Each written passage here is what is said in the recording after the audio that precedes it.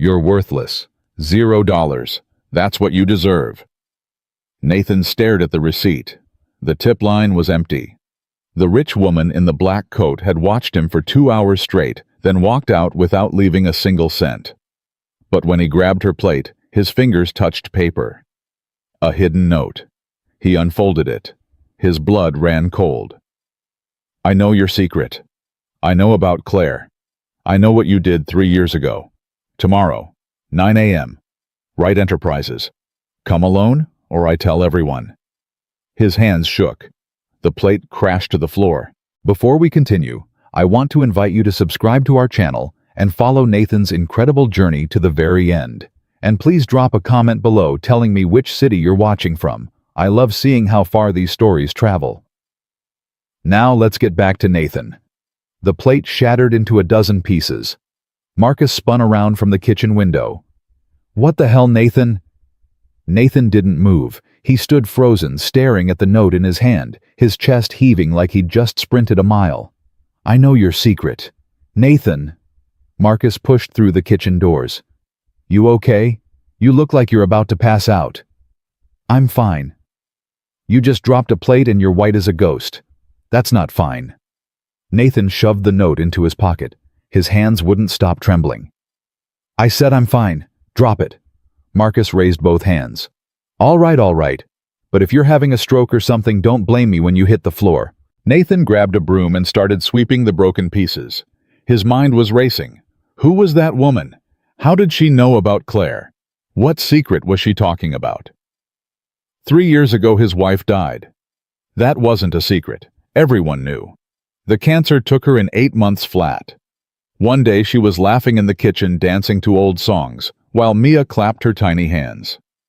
The next day she was in a hospital bed, tubes in her arms. Her beautiful hair gone, her voice barely a whisper. Don't forget me, Nathan. Promise me. I promise. I could never forget you. And don't let Mia forget me either. Tell her stories. Show her pictures. Make sure she knows her mother loved her more than anything in this world. Those were Claire's last words. Nathan had kept that promise every single day since. So what secret? What was that woman talking about? His phone buzzed. Mrs. Henderson. Mia had a nightmare. She's crying for you. Nathan's heart seized. He typed back with shaking fingers. Leaving now. Marcus, I gotta go. We close in 20 minutes. Cover for me, please. Something in Nathan's voice made Marcus stop arguing. Yeah, okay, go. Nathan grabbed his coat and ran. The drive home took 12 minutes. Nathan made it in 7. He took the stairs 2 at a time, his lungs burning, and burst through his apartment door. Mia. Mrs. Henderson stood in the hallway looking worried. She's in her room. She won't stop crying. She keeps saying the same thing over and over. What thing? She keeps saying Mommy's gone and she's never coming back. Nathan pushed past her and ran to Mia's room.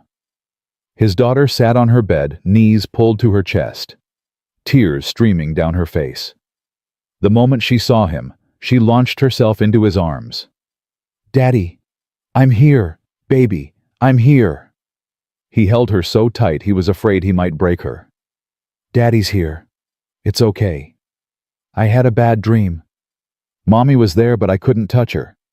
I tried to hug her, but she kept moving away. And then she disappeared, and I was all alone in the dark. Nathan's eyes burned. He blinked hard. You're not alone. You'll never be alone. I'm right here. But what if you disappear too? I won't. Promise. I promise, Mia. I'm not going anywhere, ever. She clung to him for a long time. Eventually her sobs turned to sniffles, and her sniffles turned to slow, even breaths. She had fallen asleep against his chest. Nathan carried her to bed and tucked her in. He sat on the floor beside her, watching her sleep, his back against the wall. The note felt like it was burning a hole in his pocket. He pulled it out and read it again in the dim light from the hallway. I know your secret. I know about Claire. I know what you did 3 years ago. Tomorrow. 9 a.m. Right Enterprises. Come alone or I tell everyone. What did I do? Nathan searched his memory. The months after Claire's death were a blur of grief and survival. He had quit his job. He had sold their car to pay medical bills. He had moved Mia into this tiny apartment because they couldn't afford the house anymore. Was that what she meant? Was there something about the insurance? The hospital, the funeral arrangements? His stomach churned. Or was she bluffing, trying to scare him? For some reason he couldn't understand. Either way, he had to know. He had to find out who this woman was and what she wanted. Nathan didn't sleep that night. At 6 a.m., he was sitting at the kitchen table, the note spread out in front of him, when Mia walked in, rubbing her eyes. "Daddy, why are you awake?"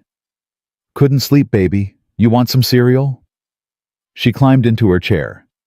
"Can I have pancakes?" "We're out of mix. Cereal today, pancakes tomorrow. Deal." "Deal." He poured her a bowl of Cheerios and sat across from her watching her eat. She seemed better this morning.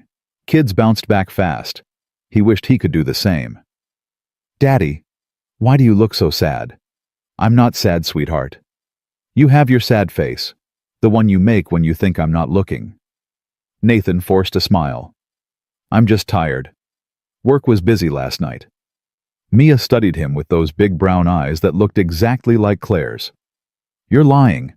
Mommy always said your right eye twitches when you lie." Nathan touched his eye. Damn, she was right.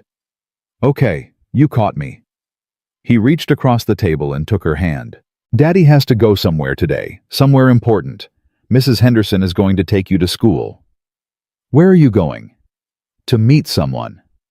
"Who?" Nathan hesitated. "I don't know yet, but I'll tell you all about it tonight." "Okay." "Is it scary?" "Maybe a little." Mia squeezed his hand. "Remember what Mommy said. Brave people are scared and do it anyway." Nathan's throat tightened. "When did she tell you that?" "Before kindergarten. I was really scared. I didn't want to go. But Mommy said it was okay to be scared as long as I didn't let the scared part win." Nathan pulled his daughter into a hug and held on like she was the only thing keeping him from drowning. "I love you so much, Mia." "I love you too, Daddy. Now go be brave." Right Enterprises. The building looked like it was made of glass and arrogance. 40 floors of steel and money towering over the Boston skyline like a middle finger to everyone who couldn't afford to step inside. Nathan stood on the sidewalk, looking up, his stomach in knots. He was wearing his only suit, the one from Claire's funeral. It didn't fit right anymore. He had lost weight in the last 3 years, eaten away by stress and grief, and too many skipped meals so Mia could have seconds. A man in a $3,000 coat walked past him and sneered. "You lost, buddy." Nathan ignored him and walked through the front doors. The lobby was a cathedral of marble and chrome. Everything gleamed. Everything whispered money power, you don't belong here. He approached the security desk. The guard looked him up and down with barely concealed contempt. "Can I help you?" "I'm here to see Eleanor Wright." The guard laughed. "Right, and I'm here to see the Pope. You got an appointment." Nathan pulled out the business card. "She gave me this, told me to come at 9. The guard's expression shifted. He took the card, examined it, then picked up a phone. A brief conversation. His eyebrows climbed higher and higher. "Someone will be right down," he said, handing the card back. His tone was different now, respectful. "Please wait over there." Nathan waited. 5 minutes later, the elevator doors opened and a young man in a perfect suit stepped out. "Mr. Cole, I'm David, Ms. Wright's assistant. Please follow me." They rode the elevator in silence, floor after floor. Nathan watched the numbers climb and felt his anxiety rise with them. The doors opened on the top floor. David led him down a hallway that looked like an art gallery. Paintings worth more than Nathan's entire life hung on the walls. At the end, a set of double doors. David knocked once, then opened them. "Ms. Wright, Nathan Cole is here." "So, She sat behind a glass desk like a queen on a throne. Eleanor Wright, the woman from the diner. Except here in her kingdom, she looked completely different. Last night, she had been mysterious. Today, she was terrifying. "Sit down, Mr. Cole." Nathan sat. The chair was uncomfortable, probably on purpose. "You came." Her voice was cold, controlled. "You didn't give me much choice." "There's always a choice. You chose to show up. That tells me something." Nathan leaned forward. "Let's cut the games. What do you know about Claire?" "What secret are you talking about?" Eleanor's eyebrow rose. Direct. I like that. "I don't care what you like. You threatened me. You mentioned my dead wife. Start talking or I'm walking out that door." For a long moment, Eleanor said nothing. She just studied him, those dark eyes measuring, calculating. Then she smiled. It wasn't warm. "I lied." Nathan blinked. "What?" "I lied. I don't know any secret about Claire. I don't know what you did 3 years ago. I wrote that note to see what you would do, to see if you would run or if you would face it." Nathan's hands clenched into fists. "You manipulated me." "I tested you." "What's the difference?" "The difference is the result." Eleanor stood and walked to the window. "When you read that note, you could have panicked. You could have ignored it. You could have run away and hoped it would go away. Instead, you came here, looked me in the eye, and demanded answers. That takes courage. That takes desperation. I have a daughter. I can't afford to have someone spreading lies about me." Eleanor turned to face him. "Exactly. You have something to protect, something worth fighting for. That's what I was looking for." "Looking for why?" She walked back to her desk, opened a drawer, and pulled out a folder. She slid it across to him. "Open it." Nathan opened it. Inside were documents. A job offer. His eyes scanned the pages, catching words and numbers that didn't make sense. Director of the Second Dawn Initiative. Annual salary, $180,000. Full benefits. Stock options. Company vehicle. He looked up. "What is this?" "That's your future, if you want it." "I don't understand." Eleanor sat down across from him. Her expression softened slightly, just a crack in the armor. 3 weeks ago, I walked into your diner. I was supposed to meet someone, but they canceled. I stayed anyway. Ordered coffee. Watched. She folded her hands on the desk. I watched you give a free meal to a nursing student who was counting pennies. I watched you talk an old trucker out of driving drunk. I watched you take a phone call from your daughter and transform from a tired waiter into the most devoted father I've ever seen. Nathan said nothing. His throat felt tight. I came back 4 more times. Different nights. Same result. Every single time you treated people with dignity. You remembered their names. You went out of your way to help them when you had nothing to gain. That's just basic decency. No. Eleanor's voice sharpened. That's extraordinarily rare. Most people are selfish. Most people only care about themselves. You care about everyone else even when you're struggling to survive. She tapped the folder. I'm launching a program called the Second Dawn Initiative. It helps struggling single parents find jobs, education, housing. Real support, not charity. I need someone to run it. Someone who understands what these families are going through. Someone who will fight for them like they're his own. Nathan stared at the folder. The numbers still didn't seem real. $180,000. That was more than he had made in the last 5 years combined. Why me? You could hire anyone. MBAs, social workers, people with actual experience. I don't want experience. I want empathy. I want someone who knows what it feels like to be invisible. Eleanor's voice dropped. I want someone like you because I used to be you. She reached into her desk and pulled out an old photograph. A woman in a maid's uniform standing in front of a rundown apartment building. My mother, Maria Elena Wright. She cleaned hotel rooms during the day and office buildings at night. Raised me alone. We had nothing. Nathan looked at the photo, then at Eleanor. The resemblance was unmistakable. When I was 12, she fell down a flight of stairs and shattered her hip. No insurance, no savings. We were about to lose everything. Eleanor's voice wavered just for a second. A construction worker saved us. A man who barely knew my mother but remembered her name. He organized a fundraiser. Raised enough to keep us afloat. She took the photo back, holding it gently. That man didn't do it for recognition. He didn't do it for tax benefits. He did it because he saw her. Because dignity mattered to him. Nathan understood now. He saw the thread connecting everything. You want me to be that construction worker? I want you to be what he was for my mother. For thousands of families who are one paycheck away from disaster. Eleanor slid the folder closer to him. Take the weekend. Think about it. But know this, Nathan Cole. I don't make offers like this twice. And I don't make them to people I don't believe in. Nathan stood. His legs felt unsteady. Why the games? Why the threatening note? You could have just told me all this at the diner.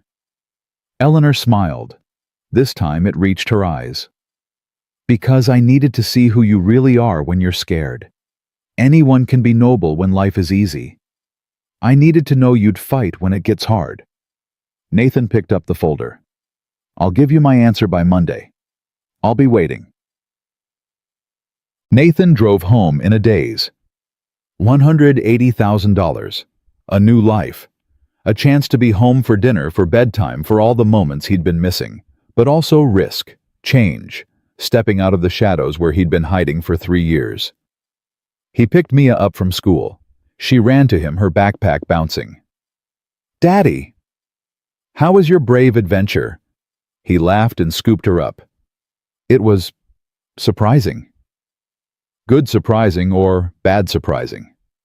I'm not sure yet. That night after dinner, Nathan sat on the floor of Mia's room while she played with her dolls. He watched her create elaborate stories, giving each doll a voice, a personality, a dream. Daddy, can I ask you something? Anything, baby? She looked up at him. Are we poor?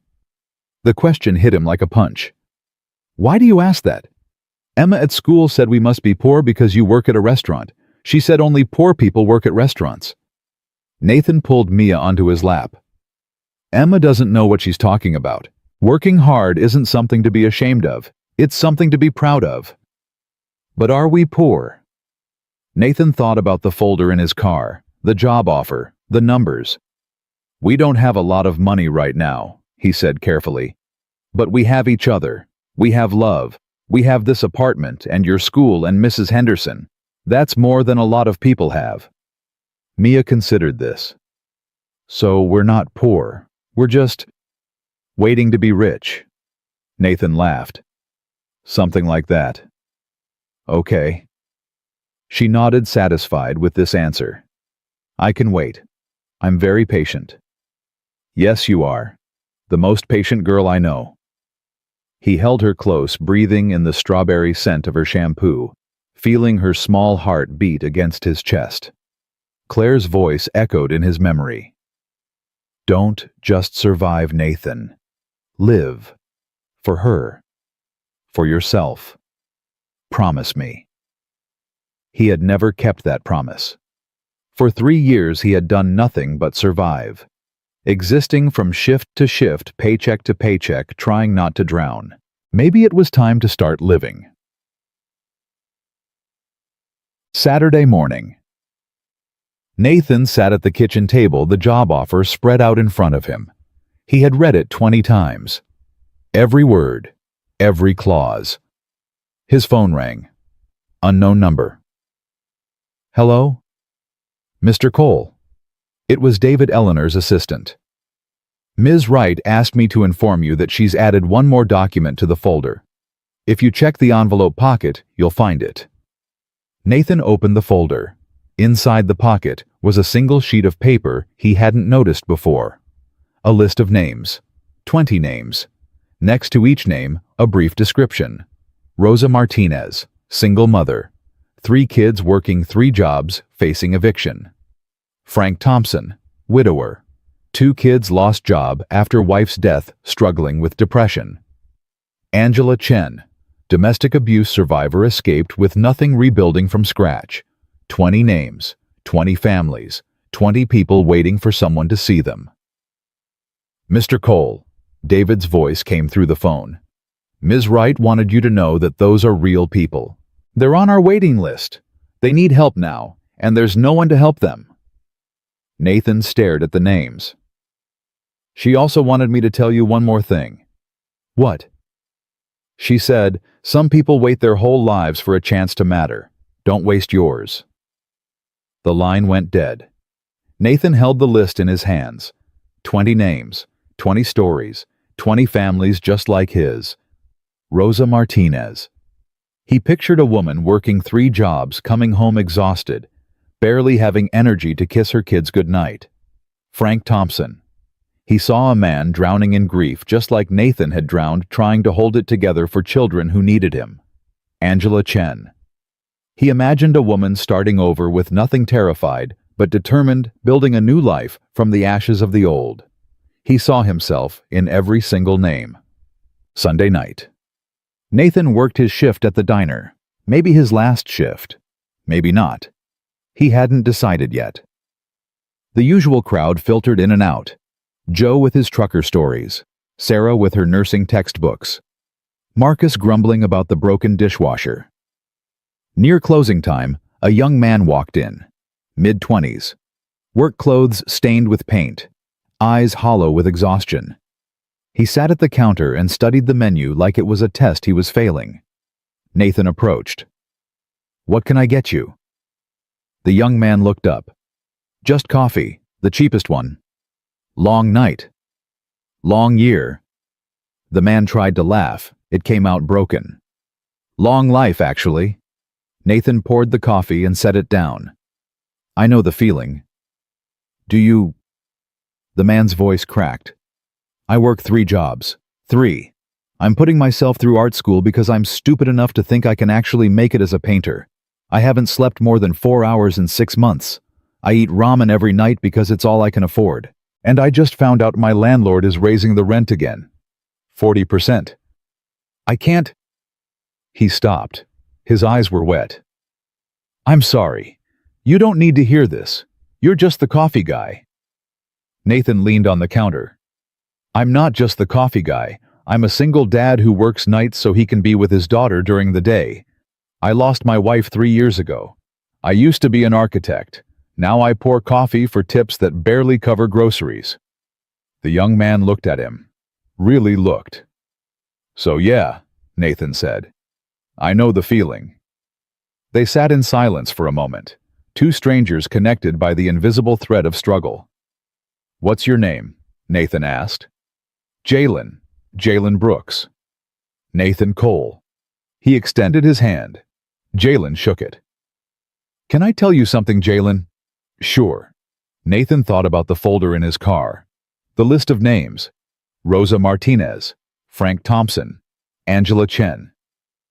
Someone told me recently that some people wait their whole lives for a chance to matter. She was right. We spend so much time just surviving that we forget we're supposed to be living. Jalen nodded slowly. Yeah, that hits. You're going to make it, Jalen. I don't know how. I don't know when. But you will. Because people who work 3 jobs and chase their dreams anyway, those are the people who change the world. Jalen's eyes filled with tears he didn't bother hiding. Thank you, man. I really needed to hear that. I needed to say it. When Jalen asked for his check, Nathan ripped it up. It's on me. I can't let you. Someone did this for me once. Pay it forward someday. Jalen looked at him for a long moment. Then he reached into his pocket and pulled out a crumpled business card. I can't pay you back, but if you ever need a painting, anything, call me.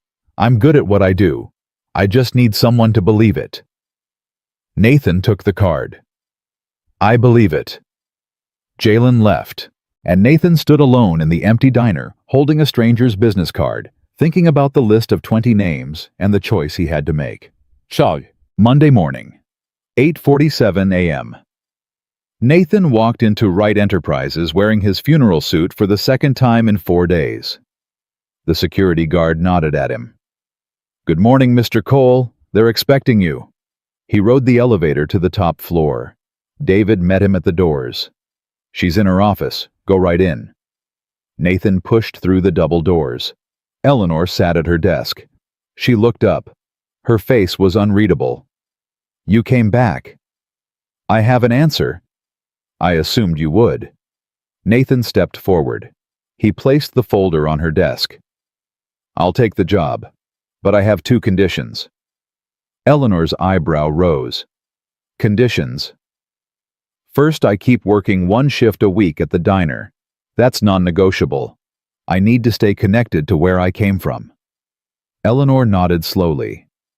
"And the second?" Nathan pulled out Jalen's business card. "His name is Jalen Brooks. He's a painter working 3 jobs to put himself through art school. He's talented, but nobody's given him a chance." Nathan set the card on her desk. "He's going to be one of the first people we help." Eleanor picked up the card. She studied it for a long moment. Then she smiled.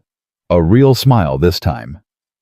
"You haven't even started yet and you're already doing the job." "That's who I am." "I know." She stood and extended her hand. "Welcome to Wright Enterprises, Mr. Cole." Nathan shook her hand. "One more thing," Eleanor said. "I wasn't entirely honest with you." Nathan tensed. "What do you mean?" "The note. The threatening message." Eleanor walked to the window, looking out at the city. "I did know something about Claire." Nathan's blood went cold. "What?" "She was one of my nurses. During my mother's final months, Maria had stage 4 breast cancer. Claire took care of her at Boston Memorial." Nathan couldn't breathe. "Your wife was the kindest person in that hospital. She held my mother's hand when she died. She stayed an extra hour past her shift just so my mother wouldn't be alone." Eleanor turned to face him. "I never got the chance to thank her. When I found out she passed away, I was devastated. I wanted to do something for her family, but I didn't know how to find you. Then 3 weeks ago, I walked into a random diner and saw a waiter with a name tag that said, Nathan. I recognized your face from Claire's funeral photos that were in her locker at the hospital." Nathan's eyes burned. He couldn't speak. "I didn't tell you because I wanted you to earn this, not because of Claire. Because of who you are." Eleanor's voice softened. "But you should know. Your wife changed my mother's last days. She gave her dignity and peace. And now you're going to do the same for thousands of others." Nathan stood in that glass tower, tears streaming down his face, feeling Claire's presence for the first time in 3 years. "Don't just survive, Nathan. Live." "I'll make her proud," he whispered. "You already have." Nathan's first day at Wright Enterprises started with humiliation. He walked into the executive conference room at exactly 9 a.m., wearing the same funeral suit because it was the only suit he owned. 12 people sat around a polished table that probably cost more than his apartment. They all turned to look at him. Silence. Then someone laughed. A man in a gray suit, silver hair, expensive watch. He didn't even try to hide it. "This is the new director." The man looked at Eleanor, who sat at the head of the table. "You can't be serious." Eleanor's expression didn't change. "Nathan Cole, meet the board of Wright Enterprises. Everyone, this is Nathan. He'll be running the Second Dawn Initiative." The silver-haired man stood up. "I'm Richard Crane, Chief Financial Officer. And I have to say, Ms. Wright, this is highly irregular. We don't hire people off the street. We don't hire waiters to run multi-million-dollar programs." Nathan felt his face burn. Every eye in the room was on him, judging, dismissing. "Mr. Crane?" Nathan's voice came out steadier than he expected. "I understand your concerns. Do you have any idea what this program costs? Do you have any experience managing budgets, staff operations?" "No." Richard laughed again. "At least he's honest." "But I know something you don't." Nathan stepped forward. I know what it feels like to choose between paying rent and buying groceries. I know what it feels like to work 3 jobs and still fall short. I know what it feels like to look your child in the eye and lie about whether everything's going to be okay." The room went quiet. You can hire 100 MBAs who can read spreadsheets. But can they look a struggling mother in the eye and actually understand what she's going through? Can they build trust with people who've been let down by every system that was supposed to help them? Richard's smile faded. "I didn't ask for this job," Nathan continued. "Ms. Wright found me. She chose me because she believes I can do something none of you can. And honestly, I think she's right." Eleanor stood. "Richard, sit down." Richard hesitated, then sat. "Nathan Cole is the director of the Second Dawn Initiative. That decision is final. If anyone has a problem with it, they can submit their resignation to my office by end of day." She looked around the table. "Any questions?" Nobody spoke. "Good. Nathan David will show you to your office. Welcome to Wright Enterprises." Nathan walked out of that room with his head held high. But the moment he was alone in the elevator, his hands started shaking again. What had he gotten himself into? His office was bigger than his entire apartment. Nathan stood in the doorway staring at the mahogany desk, the leather chair, the floor-to-ceiling windows overlooking the city. There was a computer that looked like it could launch rockets, a phone with about 30 buttons, a nameplate on the desk that said, "Nathan Cole, Director." "You okay?" David appeared behind him. "You look a little overwhelmed." "That's one word for it. Ms. Wright wanted me to give you these." David handed him a stack of folders. "Case files, 20 families currently on the waiting list. She thought you might want to start there." Nathan took the folders. Rosa Martinez, Frank Thompson, Angela Chen. The names from the list. "Also, your first staff meeting is in an hour. Conference room B. You have 3 case managers, 2 outreach coordinators, and 1 administrative assistant reporting to you." "I have staff," David smiled. "You're a director now, Mr. Cole. Directors have staff." Nathan looked at the folders in his hands. 20 families, 6 employees, a multi-million-dollar budget, and he had no idea what he was doing. "David, can I ask you something?" "Of course." "Why does Ms. Wright believe in me so much? She barely knows me." David paused at the door. "She knows you better than you think. She spent 3 weeks watching you at that diner. She had investigators dig into your background. She knows about your architecture degree, your wife's death, your daughter, your financial struggles." He smiled. "She knows you turned down a promotion at your old firm because it would have meant working weekends away from your family. She knows you've been anonymously paying for meals at that diner for students who can't afford them." Nathan's chest tightened. "How did she—" "Ms. Wright is very thorough. She doesn't make mistakes. If she chose you, there's a reason." David nodded. "Good luck, Mr. Cole." He left. Nathan stood alone in his new office, holding 20 lives in his hands.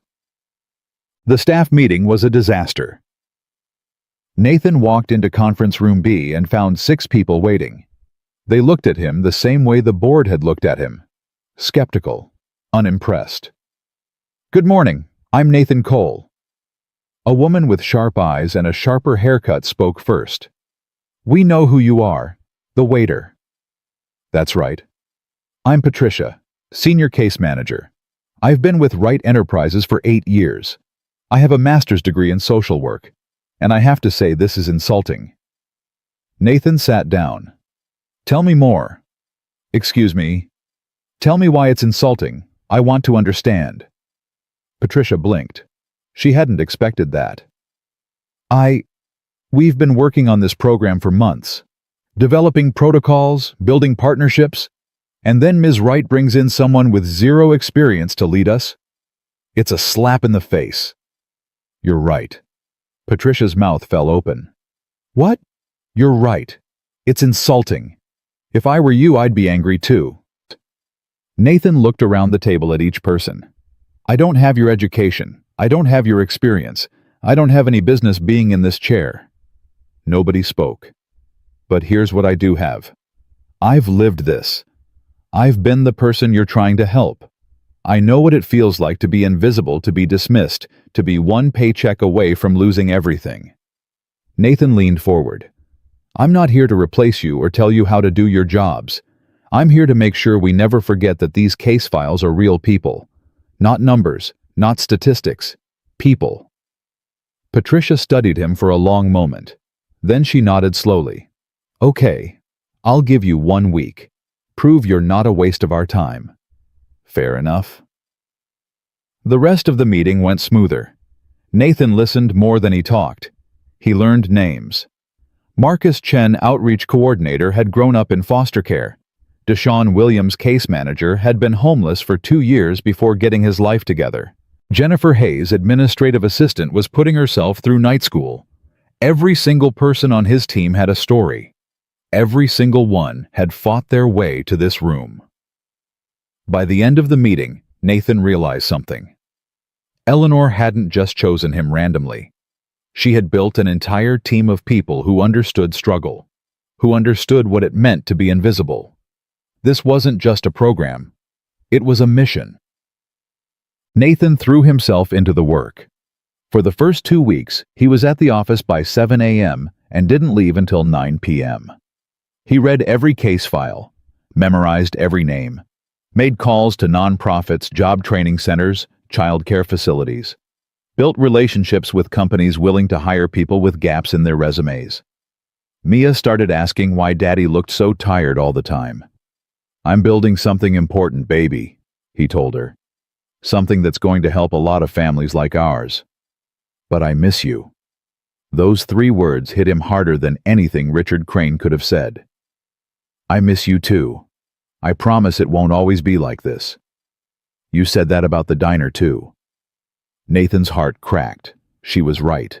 He had said that, and nothing had changed. He called Eleanor that night. "I need to restructure my schedule. I can't keep doing 18-hour days." "I know.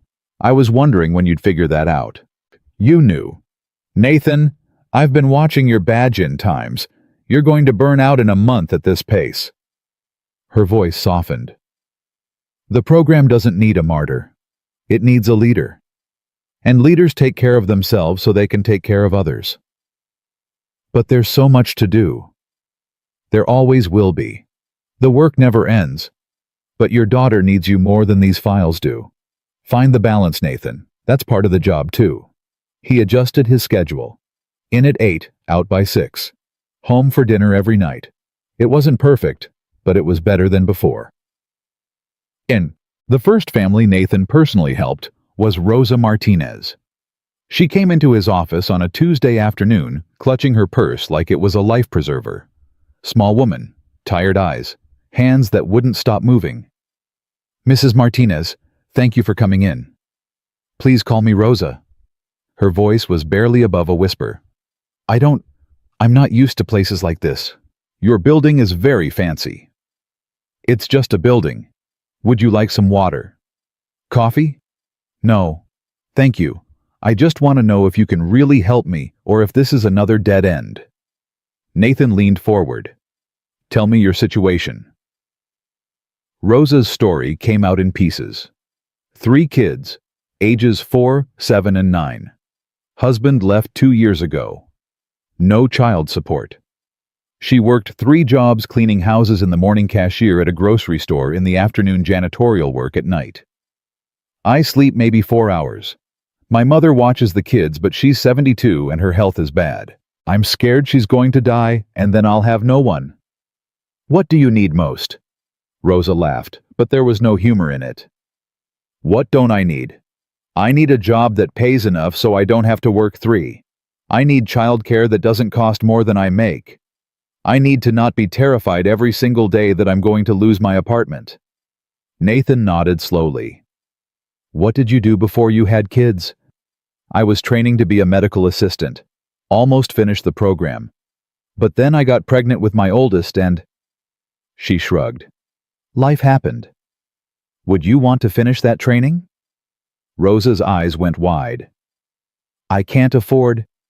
If we covered tuition, paid for childcare, and helped with living expenses while you completed the program, would you do it? She stared at him like he was speaking a foreign language. Is this real? Are you serious? Completely serious. Why? Why would you help me? You don't even know me. Nathan stood and walked around his desk. He sat in the chair next to her like they were equals. Because they were. 5 years ago, I had a good job, a beautiful wife, a baby daughter. Everything was perfect. He paused. Then my wife got sick. Cancer. 8 months later, she was gone. I quit my job to take care of my daughter. I've been working as a waiter ever since, barely surviving, missing bedtimes and school plays and all the moments that matter. Rosa's eyes filled with tears. Someone help me, Rosa. Someone saw me when I was invisible and gave me a chance I didn't deserve. Now I'm in a position to do the same for you. Nathan met her eyes. So yes, this is real. And yes, I'm serious. Rosa broke down. 3 years of exhaustion and fear came pouring out in sobs that shook her whole body. Nathan handed her tissues and waited. I'm sorry, she finally managed. I'd given up hope. I really had. Don't apologize. And don't give up. Not yet.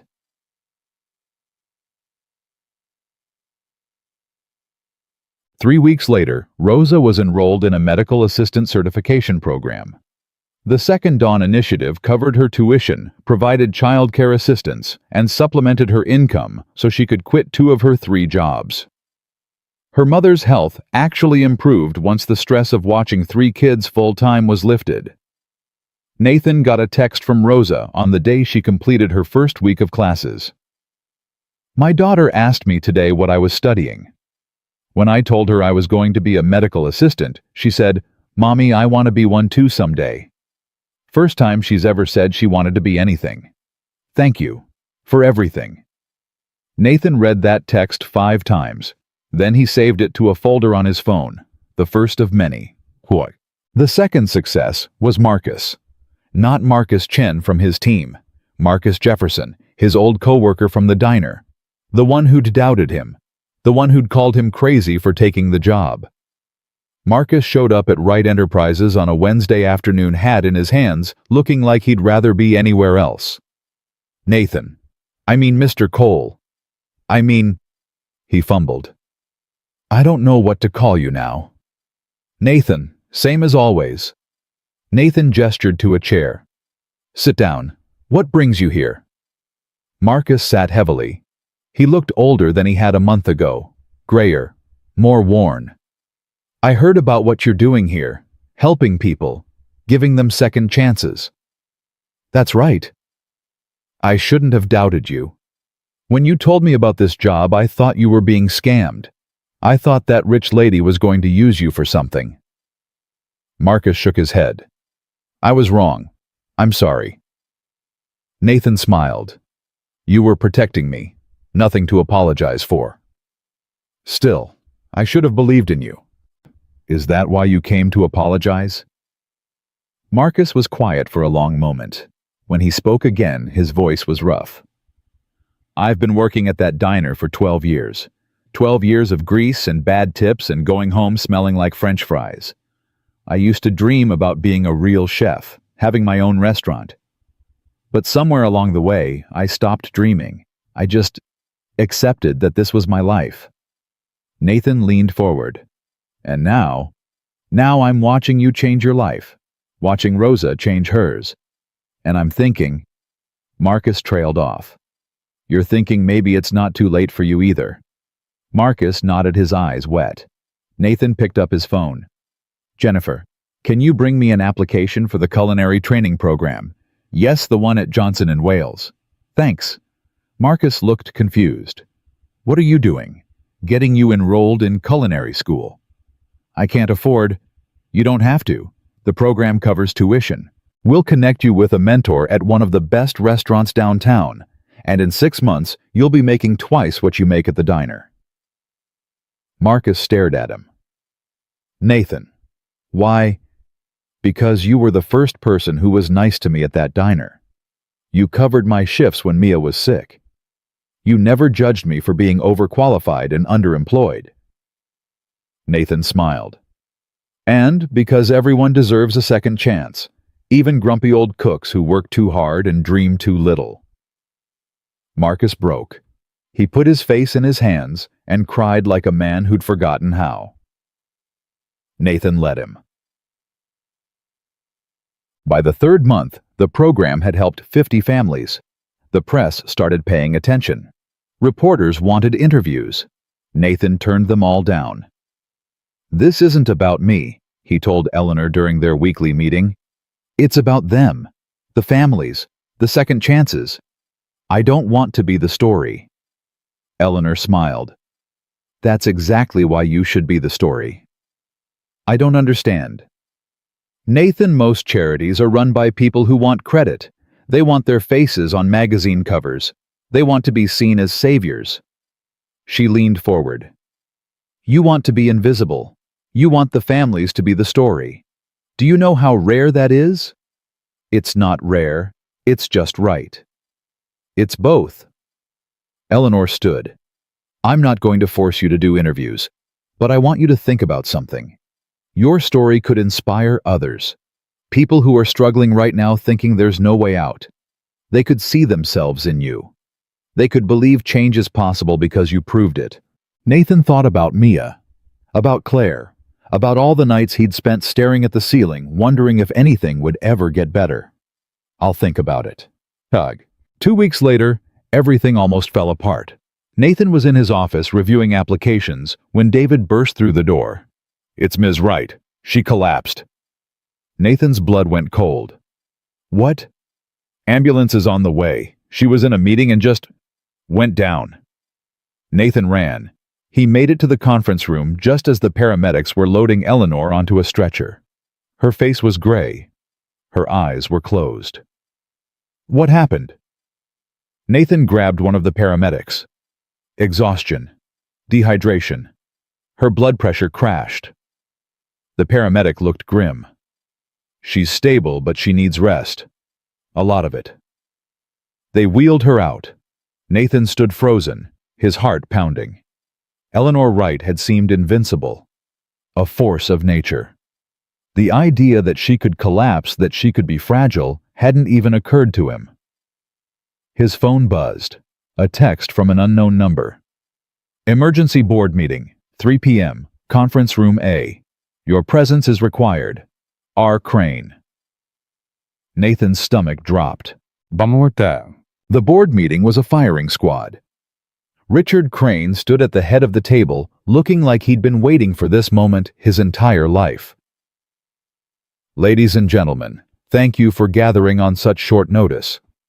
As you know, Ms. Wright has been hospitalized. The doctors say she needs at least 2 weeks of complete rest, possibly longer." Murmurs around the table. In her absence, certain decisions need to be made. Richard's eyes found Nathan, specifically regarding the Second Dawn initiative. Nathan kept his face neutral. "What about it?" "The program is hemorrhaging money. We've spent nearly $8 million in 3 months with minimal return on investment. The board believes it's time to suspend operations until a proper cost-benefit analysis can be conducted." "Suspend operations?" Nathan stood. "You mean shut it down?" "Temporarily. Until..." "Until what?" "Until the families we're helping are back on the streets. Until Rosa loses her spot in the certification program. Until Marcus has to go back to the diner." Nathan's voice rose. "These are people, Richard, not line items on a spreadsheet. This is a business decision, Mr. Cole, not an emotional one. That's the problem. You think business and humanity are separate things. They're not." Richard smiled coldly. "You're out of your depth. You've been director for 3 months. I've been CFO for 15 years. I know what's best for this company. You know what's best for the numbers. You don't know anything about the people. The vote will proceed." Richard looked around the table. All in favor of suspending the Second Dawn initiative until further notice. Hands started to rise. Nathan's heart sank. 4, 5, 6 hands. All opposed, 3 hands. Not enough. Richard smirked. The motion passes. Mr. Cole, please begin the suspension process immediately. Nathan didn't move. Mr. Cole, did you hear me? I heard you. Nathan looked at each board member who had voted against the program. And I have something to say. This meeting is adjourned. No, it's not. Nathan's voice cut through the room like a blade. You want to talk about return on investment? Let me tell you about return on investment. Richard sat down slowly, his eyes narrowing. Rosa Martinez. 3 months ago, she was working 3 jobs, barely surviving 1 paycheck away from homelessness. Today, she's halfway through a medical assistant certification program. In 6 months, she'll have a job paying 3 times what she made before. Her taxes will increase. Her spending power will increase. Her children will grow up with a mother who isn't exhausted and broken. Those children will have better outcomes in school, lower rates of incarceration, higher rates of college attendance. Nathan walked around the table, meeting each board member's eyes. Marcus Jefferson, 12 years as a short-order cook. No future, no hope. Now he's training to be a sous chef at one of the best restaurants in Boston. In 2 years, he'll open his own place. He'll hire employees, pay taxes, create jobs. He stopped in front of Richard. That's your return on investment. It doesn't show up on next quarter's earnings report, but it shows up in lives, in families, in communities that break the cycle of poverty instead of passing it on to the next generation. Richard's face was red. Pretty speech. But this company has shareholders to answer to. Then let me answer to them. Nathan didn't blink. Schedule a shareholder meeting. Let me present the program directly. If they vote to shut it down after hearing what we've accomplished, I'll accept it. But I won't let you kill this program in a closed-door meeting while Ms. Wright is in a hospital bed. The room was silent. One of the board members, an older woman named Helen Torres, spoke up. He has a point, Richard. We should at least give him the chance to make his case. This is absurd. It's fair. Helen looked at the others. All in favor of postponing the suspension until a full shareholder presentation can be made. Hands rose. 7, 8, 9. Richard's face twisted. Fine. You have 2 weeks, Mr. Cole. Make it count. Nathan nodded. I intend to. So, that night Nathan went to the hospital. Eleanor was awake, propped up on pillows, looking smaller than he'd ever seen her. I heard what you did. Her voice was weak, but amused. David sent me a recording. You should be resting. I'll rest when I'm dead. She smiled faintly. You went to war for the program. I went to war for the people. Same thing. She reached out and took his hand. Her grip was surprisingly strong. I made the right choice with you, Nathan Cole. Don't talk like you're dying. The doctor said it's just exhaustion. It is. But it made me realize something. Eleanor's eyes grew serious. I've been running this company for 23 years. Building, fighting, winning. And I forgot to live. I forgot what any of it was for. Nathan squeezed her hand. You reminded me, Eleanor said. Watching you these past 3 months. Seeing the way you care about every single person. The way you fight for them. Tears glistened in her eyes. My mother would have loved you. Nathan's throat tightened. Get some rest. I'll handle the board. I'll handle the shareholders. Just focus on getting better. I know you will. Eleanor closed her eyes. That's why I chose you. Nathan left the hospital at midnight. He drove to the diner. Old Maple. His old life. Bob was behind the counter wiping glasses. He looked up when Nathan walked in. Well, well. The big shot returns. Hey, Bob. You look like hell. Thanks. Coffee. Bob poured him a cup. Heard you've been doing good things over there at that fancy company. Helping people. Trying to? More than trying from what I hear. Rosa's kid comes in sometimes, tells everyone about the man who saved her mom. Bob slid the coffee across. That man is you, isn't it? Nathan didn't answer. I also heard you're fighting to keep the program alive, that some suit is trying to shut it down. Word travels fast. Small world. Bob leaned on the counter.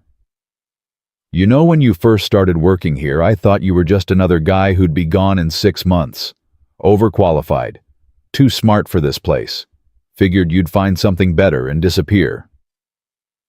Nathan sipped his coffee. Almost did. Almost. But you stayed.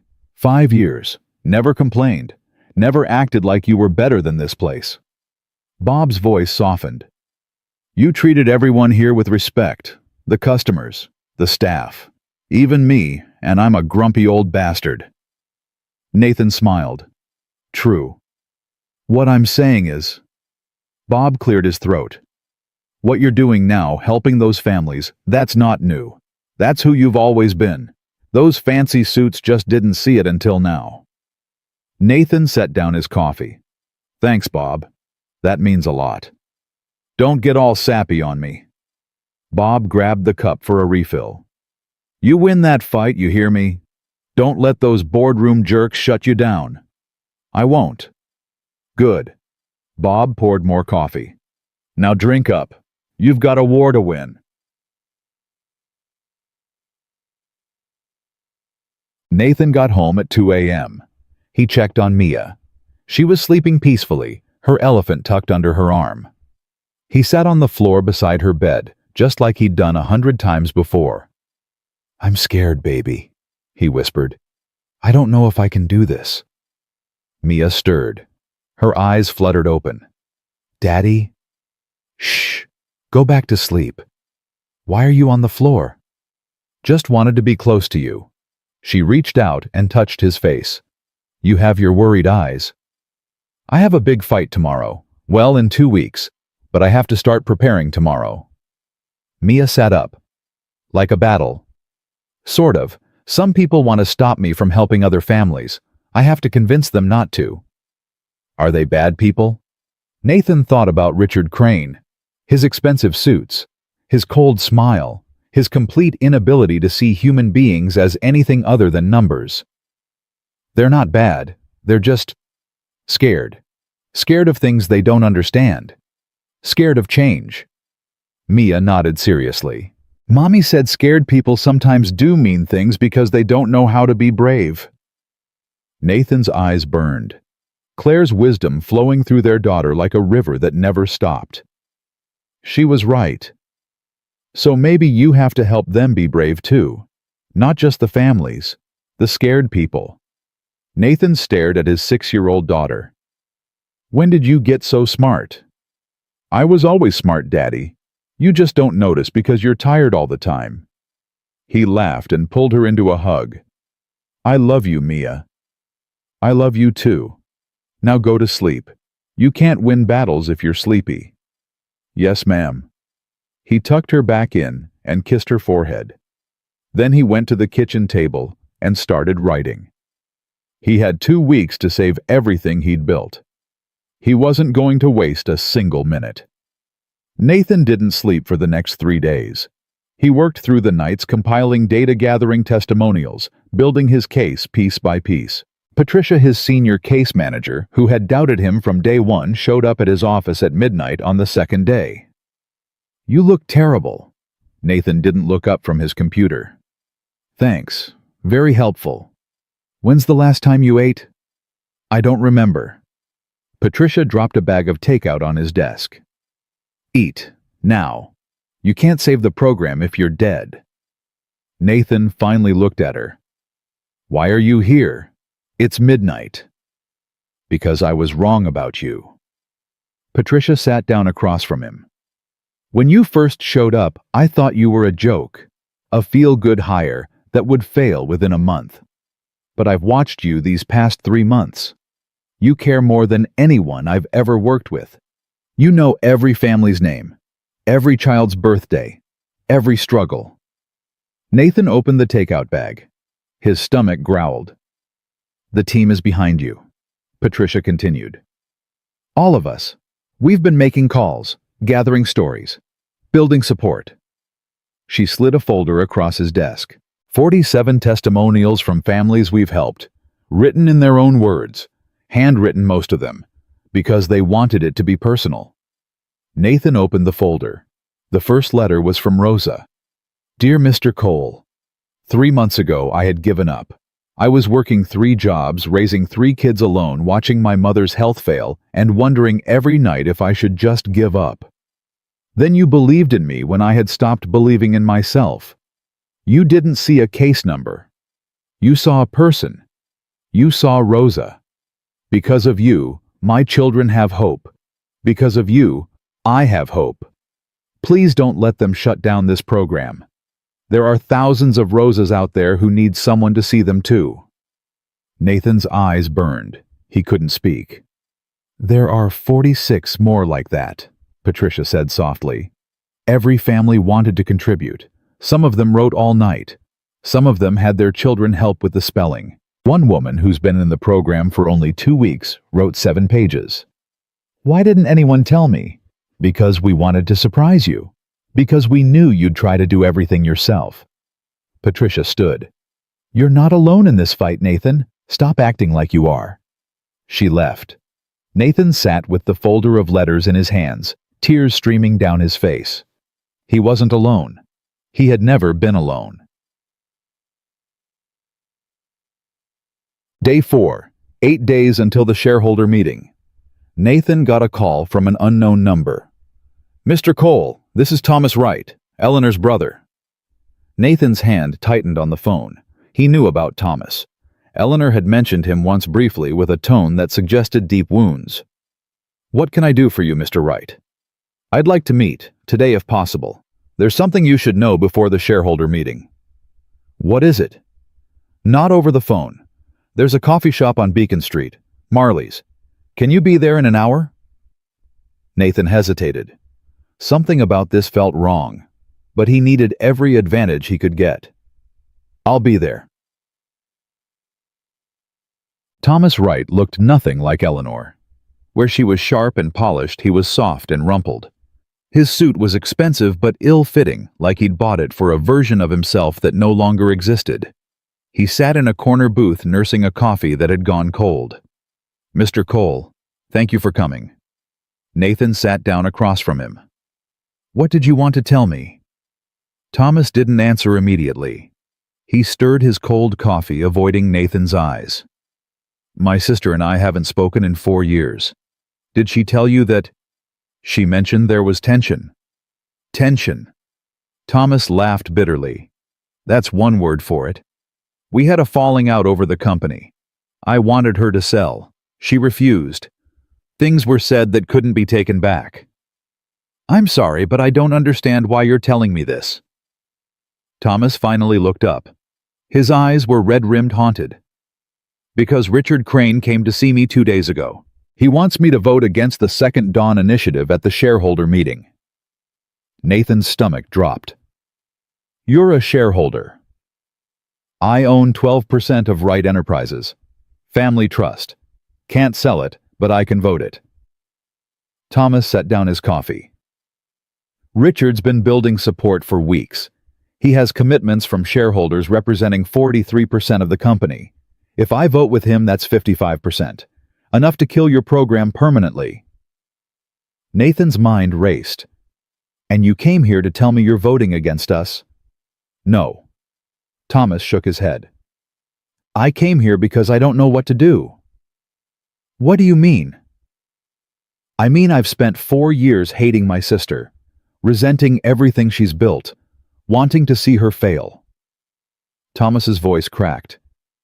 But then I heard about what happened to her, the collapse, and I realized I don't want her to fail. I just wanted her to see me, to need me, to stop treating me like a disappointment. Nathan leaned back. So what do you want from me? I want to know if this program is real. I want to know if it's actually helping people, or if it's just Eleanor's vanity project. It's real. How do I know that? How do I know you're not just telling me what I want to hear? Nathan stood. Come with me. Where? I'll show you exactly how real it is. Nathan took Thomas to Rosa's apartment.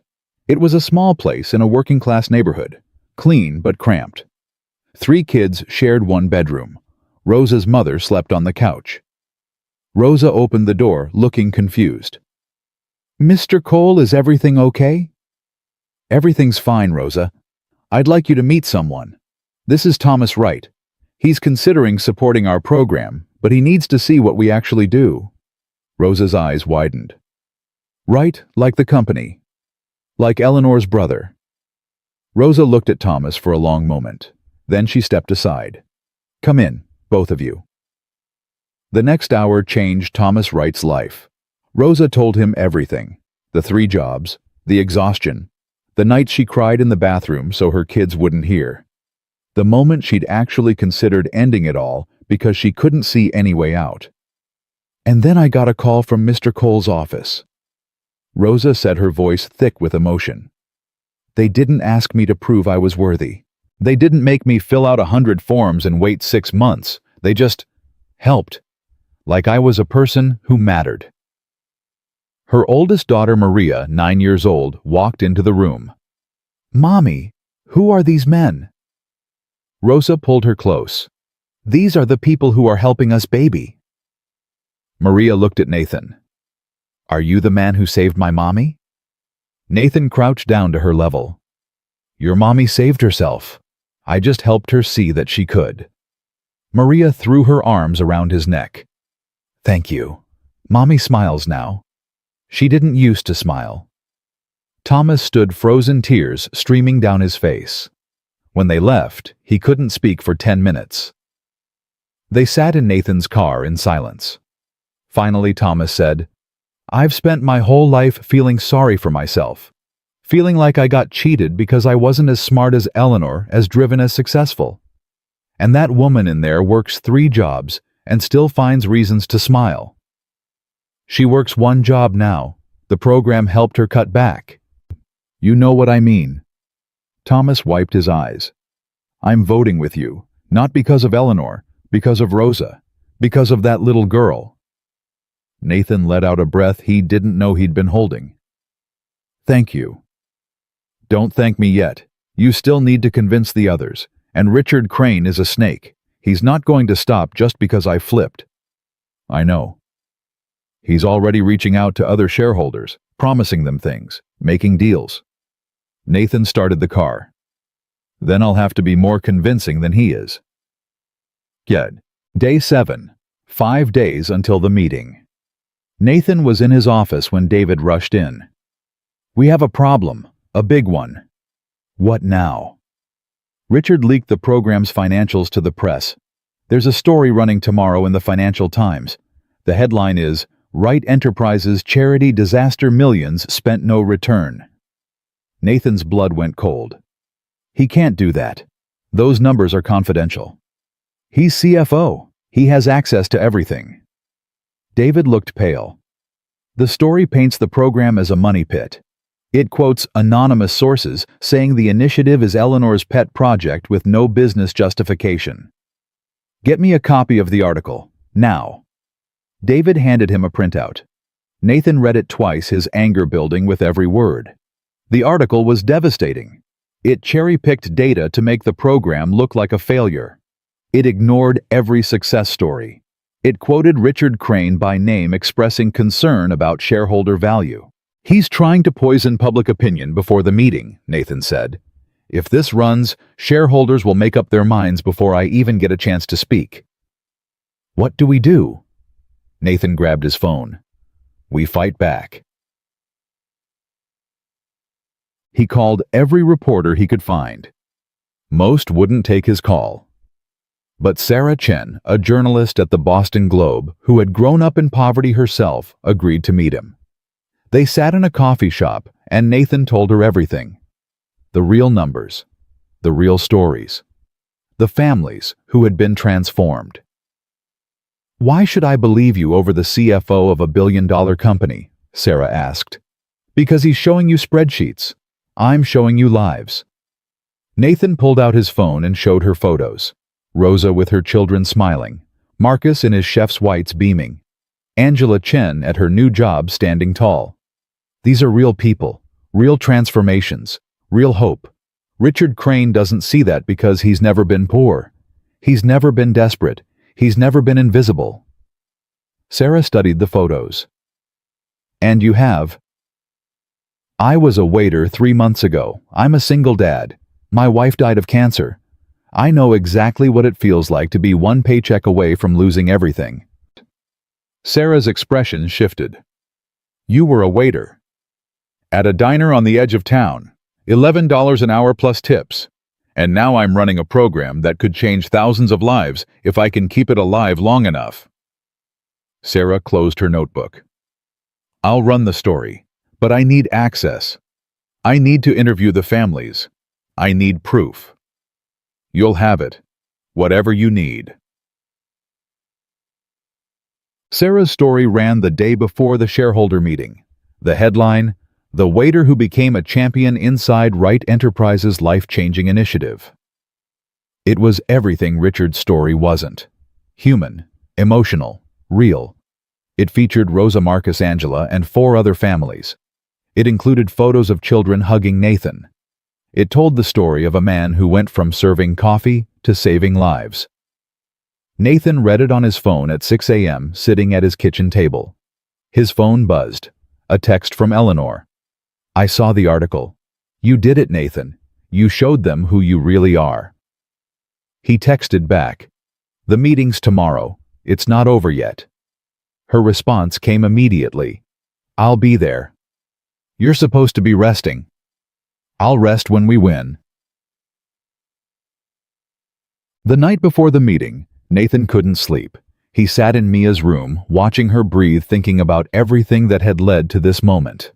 Claire, the diner, the note under the plate, Eleanor, Rosa, Marcus, every step of the journey that had brought him here.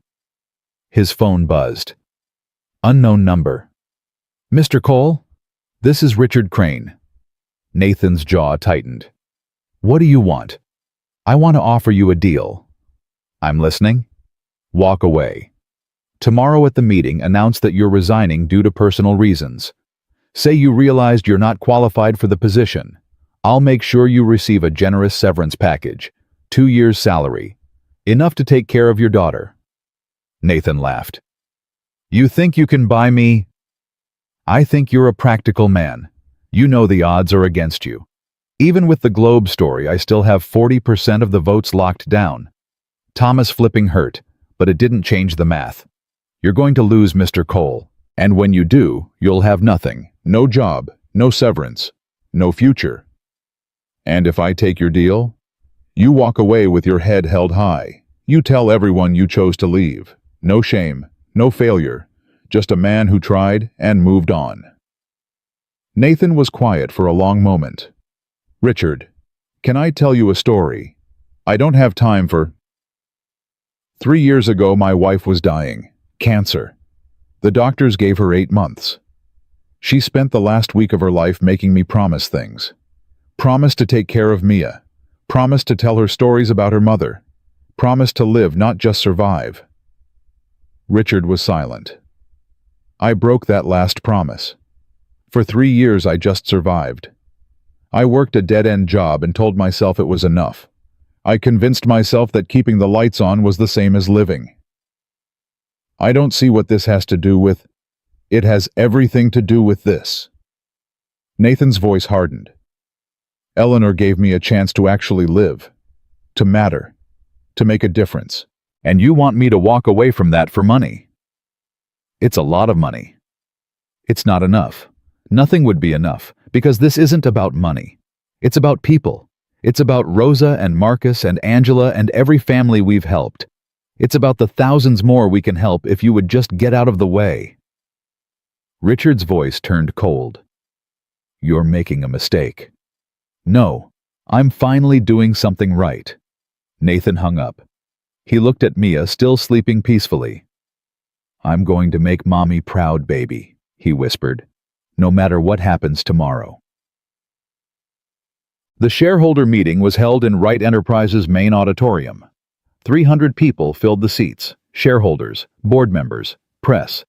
Nathan stood backstage, his hands trembling, his heart pounding. Patricia found him. "It's almost time. How are you feeling?" "Terrified." "Good. That means you care." She squeezed his arm. "We're all behind you. Remember that." Richard Crane took the stage first. His presentation was slick-polished, full of charts and graphs that made the Second Dawn initiative look like a financial disaster. "The numbers don't lie," Richard said, his voice smooth and confident. "This program has cost $8.3 million in 3 months. The return on investment is negligible at best, non-existent at worst. As fiduciaries to this company's shareholders, we have a responsibility to make decisions based on facts, not feelings." He clicked to the final slide. A recommendation to suspend the Second Dawn initiative indefinitely. "I urge you all to vote yes on this resolution. It's the financially responsible choice." Applause from his supporters. Nathan felt sick. Then Eleanor Wright walked onto the stage. The room went silent. She was thinner than before, paler, but her eyes burned with the same intensity Nathan remembered from their first meeting. "Thank you, Richard. Your presentation was informative." Eleanor took the podium. "But before we vote, I'd like to invite someone else to speak. The man who has been running this program for the past 3 months. The man who believes that businesses can do well by doing good. Nathan Cole." Nathan walked onto the stage. 300 faces stared at him. Skeptical, curious, hostile. He took a deep breath. 3 months ago, I was a waiter. I made $11 an hour plus tips. I lived in a 1-bedroom apartment with my 6-year-old daughter. I hadn't slept a full night in 3 years because I was always working, always worried, always one emergency away from losing everything. He paused. The room was utterly silent. "Richard showed you numbers. Let me show you something else." He clicked the first slide. Rosa's face appeared on the screen. "This is Rosa Martinez. When she came to us, she was working 3 jobs, 80 hours a week. She saw her children for maybe 2 hours a day. Her mother, who was watching the kids, was in declining health. Rosa was so exhausted that she told me in our first meeting that she had considered ending her life because she couldn't see any other way out." Murmurs rippled through the audience. Today, Rosa works 1 job.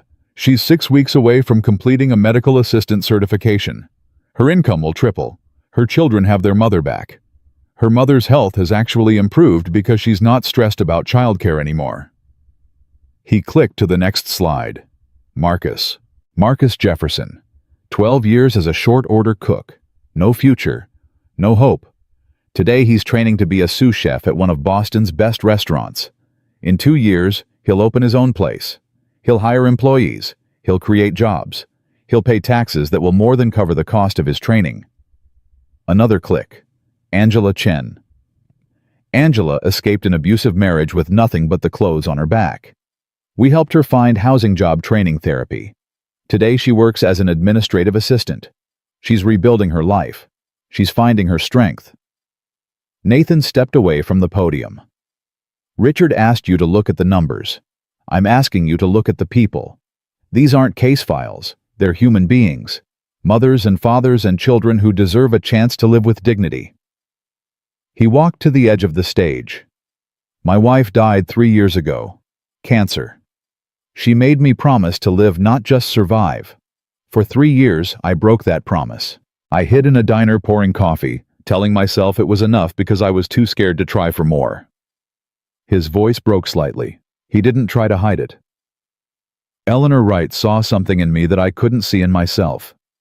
She gave me a chance. And now I'm standing here asking you to give these families the same chance." He looked directly at Richard Crane. "You can vote to kill this program. You can save money on your spreadsheets and congratulate yourselves on being fiscally responsible. But you'll be killing hope. You'll be telling Rosa and Marcus and Angela and every family like them that they don't matter, that their lives aren't worth the investment. Nathan turned back to the audience. Or you can vote to keep going, to keep fighting, to prove that a company can be profitable and compassionate at the same time. He reached into his pocket and pulled out a folded piece of paper. This is a letter from Rosa's daughter Maria. She's 9 years old. She wrote it last night when she heard that the program might be shut down. He unfolded it and read aloud.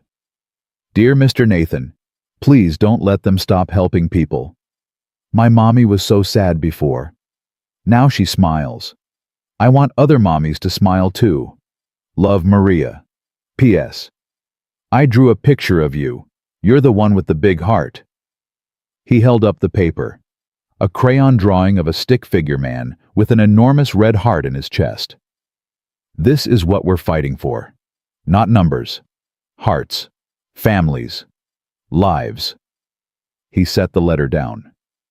I'm asking you to vote no on the suspension. Not for me. Not for Eleanor. For Maria. For Rosa. For every person out there who's invisible and desperate and waiting for someone to see them. Nathan stepped back from the podium. Thank you. Silence. Then from somewhere in the back someone started clapping. It spread. First a few people. Then more. Then the entire auditorium was on its feet, applauding. Nathan looked at Eleanor. She was crying. Smiling and crying. Richard Crane's face was white with fury. The vote was called. The resolution to suspend the Second Dawn Initiative was defeated. 63% against. 37% in favor. Nathan had won. Afterwards, shareholders lined up to shake his hand. Board members who had doubted him offered congratulations. Even Helen Torres, who had been skeptical from the start, pulled him aside. I've been in business for 40 years, she said. I've seen hundreds of presentations. I've never seen anything like what you did today. I just told the truth. The truth with heart. That's rare. She shook his hand firmly. You've earned my support, Mr. Cole. Don't waste it. Thomas Wright found him in the hallway. You did it. We did it. Your vote mattered. Maybe. Thomas smiled sadly. I'm going to try to make things right with Eleanor. After seeing what you've built, I realize how petty I've been, how small. It's not too late. I hope not. Richard Crane pushed past them without a word, his face twisted with rage. He's not going to stop, Thomas warned. Men like Richard don't accept defeat. They plot revenge. Nathan nodded. I know, but that's a problem for tomorrow. Tonight we celebrate. Nathan went to the hospital that evening. Eleanor was sitting up in bed watching the news coverage of the meeting on her tablet. You're famous, she said. The waiter who saved the program. They're calling you a hero. I'm not a hero. I just did what was right. That's exactly what heroes do. Eleanor set down the tablet. I watched the whole thing. Your speech, Maria's letter, the standing ovation. I couldn't have done it without you, without the chance you gave me.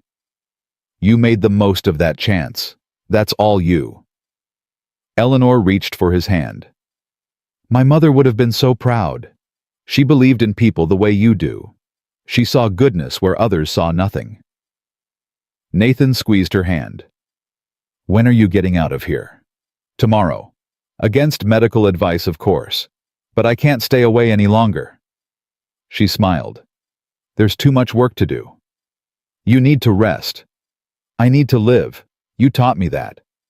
Her eyes grew serious. Thank you, Nathan, for reminding me why I built all of this in the first place. Thank you for seeing me. When I was invisible, you saw me. I saw what you could become. You did the rest. Nathan got home at midnight. Mia was asleep, but Mrs. Henderson was waiting. I saw the news, she said, beaming. You were wonderful. I was terrified. You didn't look it. You looked like a man who knew exactly what he was fighting for. Nathan looked toward Mia's room. I do know. I've always known. After Mrs. Henderson left, Nathan crept into Mia's room. He sat on the floor beside her bed watching her sleep. His phone buzzed. A text from an unknown number. He opened it. No words, just a photo. It was a picture of Nathan and Mia taken from outside his apartment building. Through the window. Tonight. Below the photo, 3 words, "This isn't over." Nathan's blood ran cold. Richard Crane. He had won the battle. But the war was just beginning. Nathan didn't sleep that night. He sat in the living room with every light on his phone clutched in his hand, staring at the photo of himself and Mia.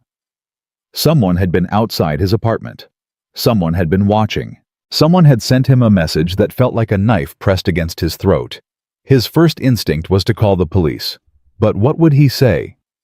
"A rich businessman sent me a threatening photo." Richard Crane had lawyers, resources, connections. Nathan had nothing but his word against one of the most powerful men in Boston. At 3 a.m. he called Eleanor. "Nathan? What's wrong?" "He sent me something." Nathan's voice was hoarse. "Richard, a photo of me and Mia through our apartment window, with a message. This isn't over." Silence on the other end. "Eleanor, are you there?" "I'm here." Her voice had changed. Harder. Colder. "Forward me the photo. Right now." Nathan did. 3 minutes later, his phone rang again. "I'm sending security to your apartment. Tonight. They'll be there in 20 minutes. "Security, Eleanor, I can't afford." "I'm not asking you to pay. I'm telling you my people are coming." Her voice softened slightly. "Richard Crane is a dangerous man. I've known him for 15 years. He doesn't make empty threats." "What does he want?" "He wants you gone. He wants the program dead, and he's willing to do whatever it takes to make that happen." Eleanor paused. "But he's not going to touch you or Mia. I won't allow it." "How can you stop him?" "Because I have things on Richard that he doesn't want anyone to know. Things that would destroy him if they came out." Her voice turned to steel. "I've been holding those cards for a long time. I think it's time to play them." Guide. The security team arrived at 3:47 a.m. 2 men in dark suits, professional and silent. They did a sweep of the building, checked the perimeter, and stationed themselves outside Nathan's door. "You're safe, Mr. Cole," the lead guard said. "No one gets through us." Nathan thanked them and went back inside. But he couldn't relax. He kept checking on Mia every 10 minutes, watching her sleep, terrified that something would happen to her because of him. At 6 a.m., his phone buzzed. Eleanor again. "It's done." "What's done?" "Richard Crane resigned from Wright Enterprises 30 minutes ago, effective immediately." Nathan's legs went weak. He sat down heavily. "How?" I reminded him of certain financial irregularities from 7 years ago. Things that were buried, but never forgotten. Things that could send him to prison if they came to light. "You blackmailed him." "I protected my people." Eleanor's voice was cold. Richard thought he could threaten a single father and a 6-year-old girl with no consequences. He was wrong. Nathan didn't know what to say. Part of him was relieved. Part of him was horrified by how quickly and ruthlessly Eleanor had moved. "Don't feel sorry for him," Eleanor said, reading his silence. "Richard has destroyed dozens of lives throughout his career. He's lied, cheated, manipulated. The only reason he stayed at Wright Enterprises this long is because I needed his financial expertise. But there are lines you don't cross. And he crossed them last night. What happens now? Now you go back to work. The program is safe, Richard is gone, and you focus on what matters." Just like that. Just like that. Eleanor paused. "Nathan, I know this world is new to you. I know it feels brutal and unfair. But sometimes you have to fight fire with fire. Sometimes the only way to protect the innocent is to destroy the guilty." Nathan looked toward Mia's room. "Thank you, Eleanor, for protecting her." "Always. Now get some sleep. You look terrible." She hung up. Nathan sat in the darkness processing everything that had just happened. In 12 hours, he had gone from triumph to terror to safety. His head was spinning, his heart was exhausted, but Mia was safe. That was all that mattered. The news of Richard Crane's resignation exploded across Boston. Every business publication ran stories speculating about what had happened. Rumors swirled about financial misconduct, personal scandals, boardroom coups. Richard himself disappeared, refusing all interviews, his lawyers releasing only a brief statement about pursuing other opportunities. Nathan watched it all from the sidelines, feeling like he was living someone else's life. Patricia found him in his office the next morning. "You okay? You look like you haven't slept in days." "I haven't." "The Richard thing." Nathan nodded. Patricia sat down across from him. "I heard what he did. The photo. The threat." She shook her head. "Men like him think they can do anything to anyone. They're used to people being too scared to fight back." "Eleanor fought back." "Eleanor protects what's hers, and right now you're hers." Patricia leaned forward. "Don't let what happened break you, Nathan. Don't let him win, even in defeat." "I'm not broken. I'm just tired. Tired of fighting. Tired of being afraid. Tired of everything." "Then take a day off. Go be with your daughter. Remind yourself what you're fighting for." Nathan almost laughed. "I can't take a day off. There's too much." "There will always be too much. That's the nature of this work." Patricia stood. "The program survived. Richard is gone. The families are safe. You're allowed to breathe, Nathan. You're allowed to be human." He thought about her words for a long moment. "You know what? You're right." "Of course I'm right. I'm always right." She smiled. "Now go home. Hug your kid. We'll hold down the fort." Nathan picked Mia up from school early. She ran to him with a huge smile, her backpack bouncing. "Daddy, why are you here? Is something wrong?" "Nothing's wrong. I just wanted to spend the day with you." Her eyes went wide. "The whole day?" "The whole day. Whatever you want to do." Mia thought about it for approximately 3 seconds. "Ice cream, then the park, then more ice cream." Nathan laughed. "That's a lot of ice cream." "You said whatever I want." "Fair enough. Ice cream it is." They went to the little shop on Beacon Street, the one Claire used to take Mia to when she was a baby.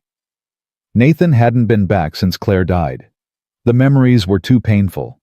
But today, sitting across from his daughter, watching her devour a sundae bigger than her head, the memories felt different. Not painful. Precious. "Daddy, can I ask you something?" "Anything." "Are you happy now?" Nathan set down his spoon. "What do you mean?" "You used to have sad eyes all the time. Even when you smiled, your eyes were sad." Mia licked chocolate off her fingers. "But lately your eyes look different. Less sad." Nathan felt his throat tighten. "I think I am happy. Happier than I've been in a long time." "Because of your new job?" "Because of a lot of things. The job. The people I'm helping." He reached across the table and took her hand. "But mostly because of you. You make everything worth it, Mia." She grinned, her teeth stained with chocolate. "I know. I'm pretty great. Very humble, too." "Mommy always said humble people are boring." Nathan laughed so hard, he almost choked on his ice cream. That was such a Claire thing to say.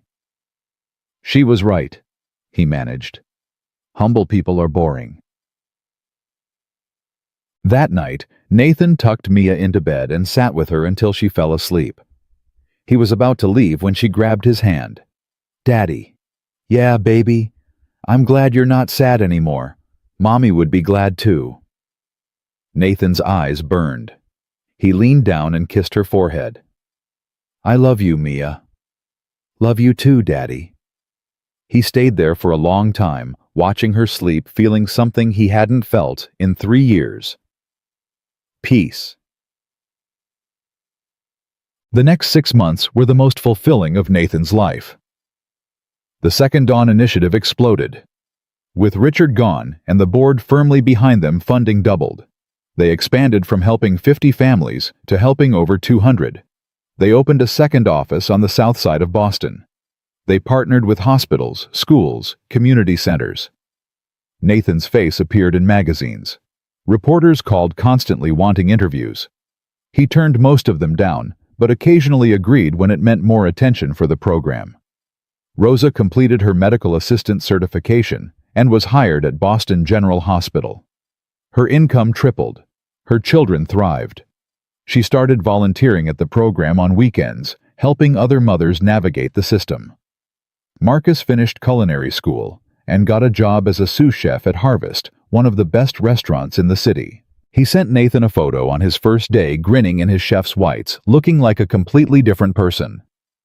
Angela got promoted twice. She was dating someone new, a good man who treated her with respect.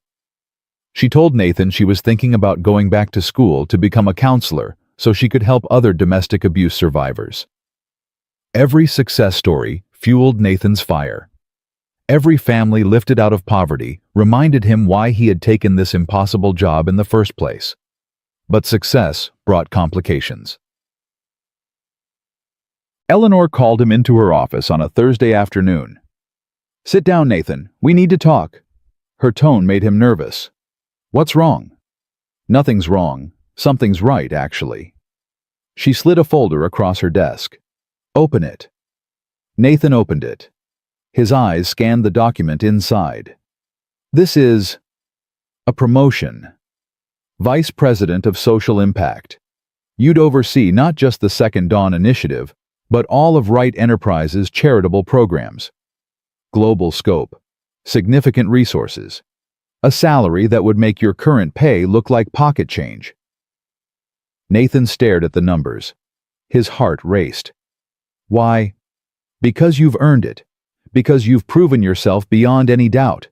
Because I need someone I trust in that role, and there's no one I trust more than you." Nathan closed the folder. "I need to think about it." Eleanor's eyebrow rose. "Most people would say yes immediately." "I'm not most people." "No, you're not." She leaned back. "What concerns you?" "The bigger I get, the further I get from the people. Right now I know every family we help. I know their names, their kids, their struggles. If I become VP of a global program, I lose that. I become another executive in a suit making decisions from a corner office." Eleanor nodded slowly. "That's a valid concern. I also promised myself I'd keep working at the diner 1 shift a week to stay grounded. If I take this promotion, I don't know if I can keep that promise." "You could keep the promise." "Could I? Could someone with vice president in their title really serve coffee at Old Maple Diner without it feeling like performance?" Eleanor was quiet for a long moment. "I'm going to tell you something I've never told anyone," she finally said. "When I was building this company, I faced the same choice you're facing. Stay small and connected, or grow big and risk losing myself. What did you choose?" "I chose big, and I've regretted it every day since." Nathan looked at her sharply. "I'm worth $4.7 billion, Nathan. I have homes on 3 continents. I have access to anyone and anything I want." Eleanor's voice grew heavy. "And I've never been lonelier in my life. I don't know my employees' names. I don't know their children. I'm so far removed from the actual work that sometimes I forget why I started in the first place." She stood and walked to the window. "That's why I started the Second Dawn initiative. Not for the press or the tax benefits or the corporate image. Because I was desperately trying to feel connected to something real again. Something human." She turned to face him. "You're at a crossroads, Nathan. You can take the promotion and climb the ladder like I did. Or you can stay where you are and keep doing the work that matters, even if it means less money and less prestige. What would you do if you could do it over?" Eleanor smiled sadly. "I would stay small. I would keep my hands in the dirt. I would trade every zero in my bank account for the feeling you have right now, knowing every family by name." Nathan looked at the folder in his hands. I'm turning it down.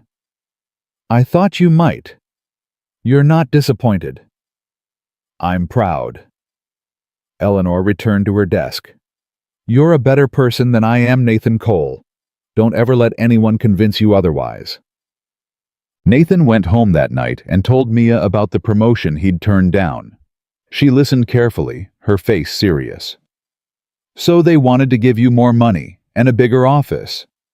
Yes. And you said no? Yes. Mia thought about this. Are we still not poor? Nathan laughed. We're still not poor. We're comfortable. More than comfortable, actually. Then why would you need more money? I don't. That's kind of the point. Mia nodded like this made perfect sense. Good. Because if you had a bigger office, you'd probably have to work more. And I like when you're home for dinner. Me too, baby. Me too. She hugged him tightly. Daddy. Yeah. I think Mommy would be really proud of you. Nathan's throat closed up. He held his daughter close, feeling Claire's presence, somehow, somewhere watching over them both. I hope so, baby. I really hope so. 3 weeks later, Nathan got a letter. It came to his apartment, not his office. Hand-delivered. No return address. Inside was a single piece of paper with a typed message. Your wife didn't die of cancer. She was murdered. And I know who did it. If you want the truth, meet me at St. Michael's Church tomorrow at noon. Come alone. Tell no one. Nathan read the letter 5 times. His hands shook so violently he dropped it. Claire. Murdered. That was impossible. He had been there. He had watched the cancer destroy her. He had held her hand as she took her last breath. But the letter was so specific, so confident. And it had found its way to his home, which meant someone knew where he lived, knew his history, knew things they shouldn't know. His mind raced. Was this another threat from Richard Crane? A new enemy he didn't know about? A cruel prank from someone with too much time and no conscience? Or was it real? Was it possible that Claire's death wasn't what he thought it was? Nathan didn't tell anyone about the letter. He didn't tell Eleanor. He didn't tell Patricia. He didn't even tell Mrs. Henderson, who noticed his pale face when he dropped Mia off the next morning. Nathan, you look terrible. Are you feeling all right? Just didn't sleep well. I'm fine. She didn't believe him. He could see it in her eyes, but she didn't press. At 11:45, Nathan walked into St. Michael's Church. It was nearly empty. A few elderly women praying in the front pews. A priest arranging candles near the altar. Nathan sat in the back row and waited.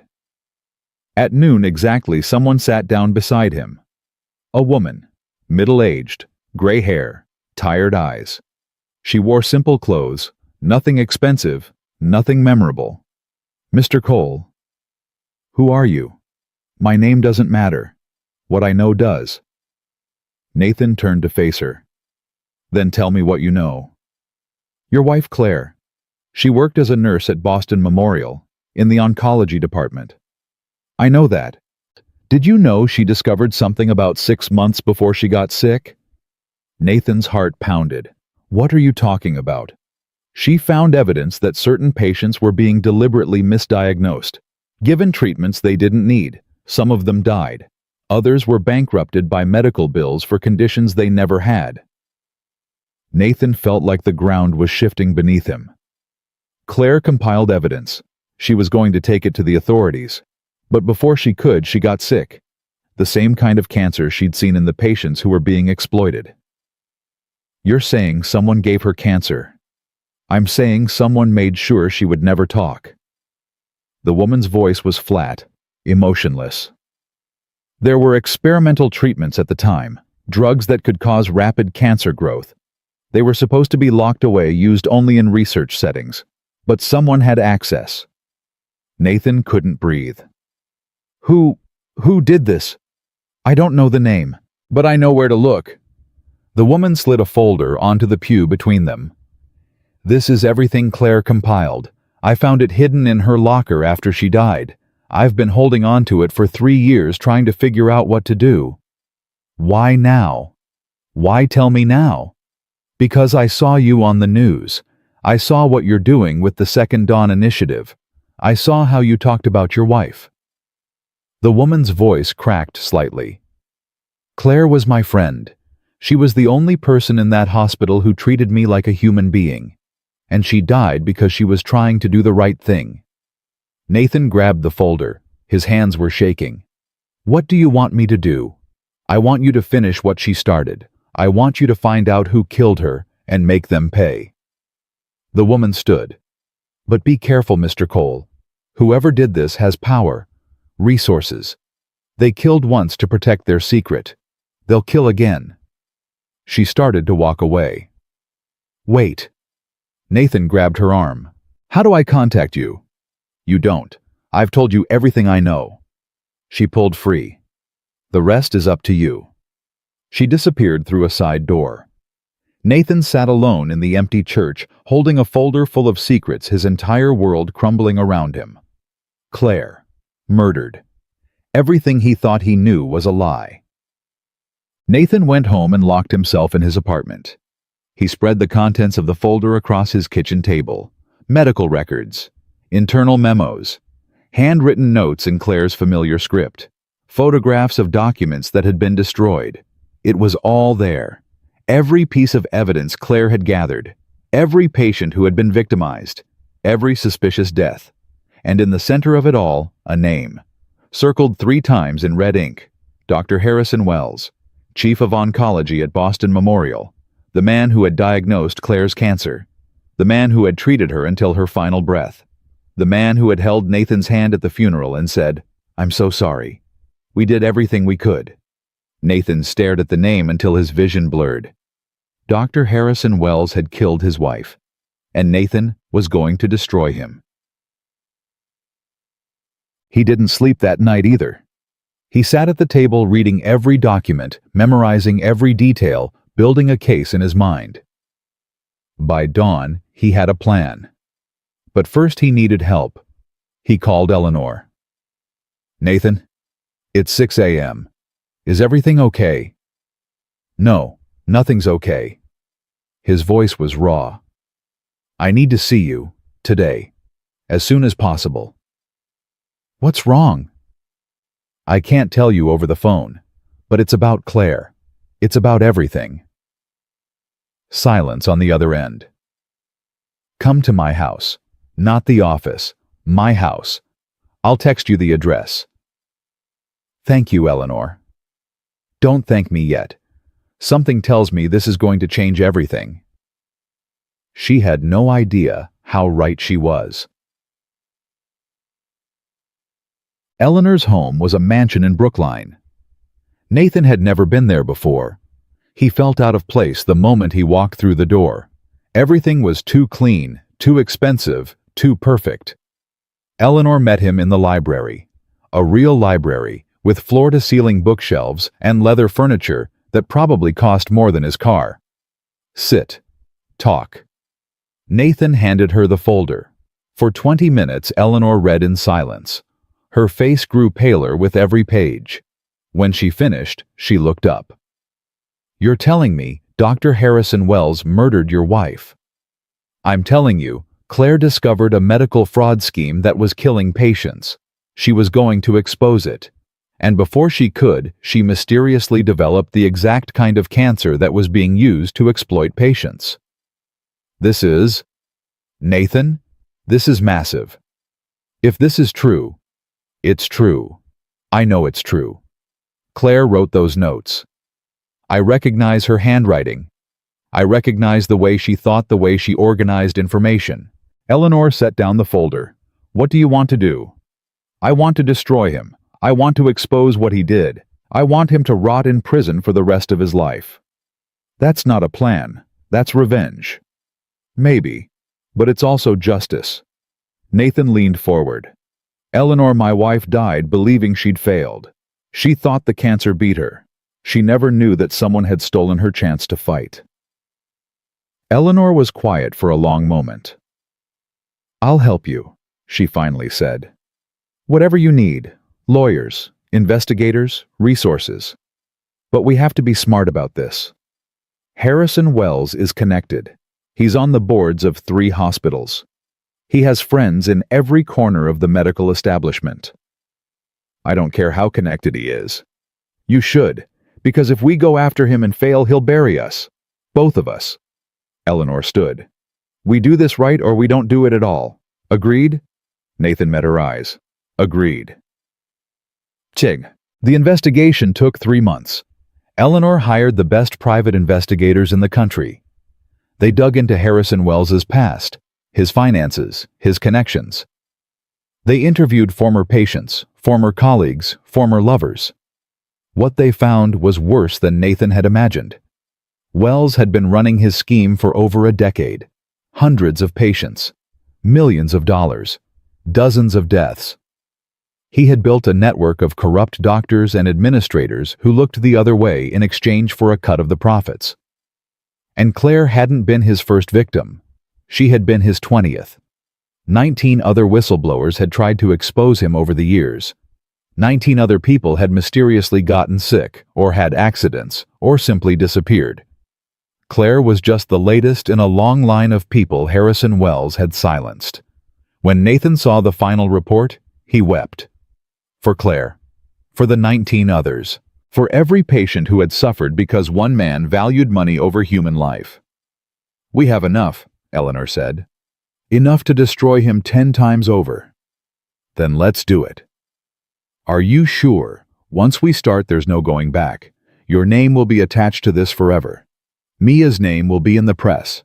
Your entire life will become public." Nathan thought about his daughter, about the promise he'd made to Claire. "I'm sure." Eleanor nodded. "Then let's burn him down." The press conference was held on the steps of Boston Memorial Hospital. Nathan stood beside Eleanor facing a wall of cameras and microphones. His heart pounded so hard he could feel it in his throat.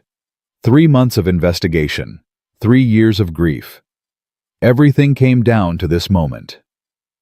Eleanor spoke first. "Thank you all for coming. What we're about to reveal will shock you. It will anger you. And it should. Because what happened at this hospital is not just a scandal. It's a crime against humanity." She nodded to Nathan. He stepped forward. His hands trembled, but his voice was steady. "My name is Nathan Cole. 3 years ago, my wife Claire Cole died of cancer. At least that's what I believed. What I've learned in the past 3 months has shattered everything I thought I knew." He held up a folder. "My wife was a nurse at this hospital. She discovered that Dr. Harrison Wells, the chief of oncology, was deliberately misdiagnosing patients. He was prescribing expensive treatments for cancers that didn't exist. He was billing insurance companies millions of dollars. And when patients started to die from the unnecessary treatments, he covered it up." Gasps rippled through the crowd of reporters. My wife compiled evidence. She was going to expose him, but before she could, she mysteriously developed cancer herself. The same kind of cancer Dr. Wells was using to exploit his victims. Nathan's voice cracked. Claire didn't die of natural causes. She was murdered. Murdered by a man who was supposed to heal people. Murdered because she tried to do the right thing. The crowd erupted. Questions flew from every direction. Cameras flashed like lightning. Nathan ignored them all. "We have provided all evidence to the FBI and the Massachusetts Attorney General. We are confident that Dr. Harrison Wells will face justice for his crimes. But today isn't about him. Today is about the victims. The patients who trusted him and died. The families who lost everything because of his greed." He looked directly into the nearest camera. "Claire, if you can hear me somehow wherever you are, I want you to know that I finished what you started. You didn't die for nothing. Your sacrifice mattered. And I will spend the rest of my life making sure no one forgets that." The fallout was immediate and devastating. Dr. Harrison Wells was arrested that afternoon. FBI agents dragged him out of his mansion in handcuffs while news helicopters circled overhead. His face was on every channel, every website, every newspaper in the country. Within a week, 17 of his associates were also arrested. Doctors, administrators, insurance executives, a conspiracy that had operated for over a decade came crashing down in a matter of days. Nathan watched it all from the safety of Eleanor's office. "How are you feeling?" she asked, handing him a cup of coffee. "I don't know. Empty, I think. I thought I'd feel satisfied, victorious. But I just feel hollow. Yeah." Eleanor sat down across from him. "That's normal. Revenge doesn't fill the hole that grief leaves behind. Nothing does." She paused. "Claire is still gone. Justice doesn't bring her back." "I know." Nathan stared at his coffee. "But at least now I know the truth. At least now other families will have closure too. That's something. That's more than most people get." Nathan's phone buzzed. A text from Mrs. Henderson. "Mia's asking for you. She says she needs to talk to Daddy about something important." Nathan stood. "I have to go." "Of course. Take all the time you need." Nathan got home to find Mia sitting at the kitchen table with a piece of paper in front of her.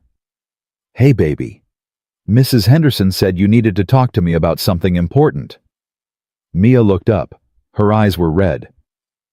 "Daddy, I saw you on TV." Nathan's stomach dropped. He had hoped to shield her from the news coverage. He should have known that was impossible. "What did you see?" "You were talking about Mommy. You said someone hurt her, that she didn't just get sick." Nathan crouched down beside her chair. "Mia, I wanted to tell you myself. I'm sorry you found out that way." "Is it true? Did a bad man hurt Mommy?" Nathan took her hands in his. "Yes, baby, it's true. Mommy found out that a doctor was doing bad things, and he hurt her so she couldn't tell anyone." Mia's lower lip trembled. Why would someone do that?" "Because some people care more about money than they care about other people. They do terrible things to get what they want." "But Mommy was good. She was the best person ever." "She was, and that's exactly why she tried to stop him." Nathan pulled Mia into his arms. "Your mother was a hero, Mia. She died trying to protect other people. That's something to be proud of." Mia cried against his chest for a long time. When she finally pulled back, she picked up the piece of paper from the table. "I wrote something. For Mommy. Can I read it to you?" Nathan knotted his throat too tight to speak. Mia unfolded the paper and read in her small, serious voice. "Dear Mommy, I miss you every day. I think about you when I wake up and when I go to sleep. Daddy told me you were a hero. I always knew that. I remember how you used to hug me and call me your little star. I remember your laugh. I remember how you smelled like flowers. I'm going to be brave like you, Mommy. I'm going to help people like you did. And when I grow up, I'm going to make sure no one ever forgets how special you were. I love you forever. Your little star, Mia." Nathan couldn't breathe. His daughter looked at him with Claire's eyes, and he saw his wife's spirit shining through her. "It's beautiful, baby. The most beautiful thing I've ever heard. Can we go put it on Mommy's grave? I want her to read it." "Of course. We'll go right now."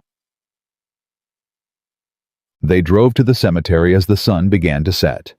Nathan hadn't been here since the funeral. He had avoided it for 3 years, unable to face the cold stone marker that was all that remained of his wife. But now, walking through the quiet rows of graves with his daughter's hand in his, he felt different. Not healed, not whole, but something closer to peace.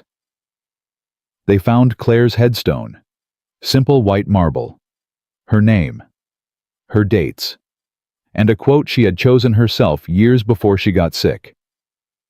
"The only way to live is to love." Mia knelt down and placed her letter against the stone. Then she kissed her fingers and pressed them to her mother's name. "Hi, Mommy. I brought you something. Daddy's here too. He caught the bad man who hurt you. He's really brave. Almost as brave as you." Nathan knelt beside his daughter. "Hey, Claire. It's been a while. I'm sorry I didn't come sooner. I was scared. Scared that if I came here I'd have to admit that you were really gone." He took a shaky breath. "But I'm here now, and I need to tell you something. I kept my promises, all of them. I've been taking care of Mia, telling her stories about you, making sure she knows how much her mother loved her." His voice broke. "And I finally started living again, really living, not just surviving. I found something that matters. I found a purpose, and I think you would be proud of me."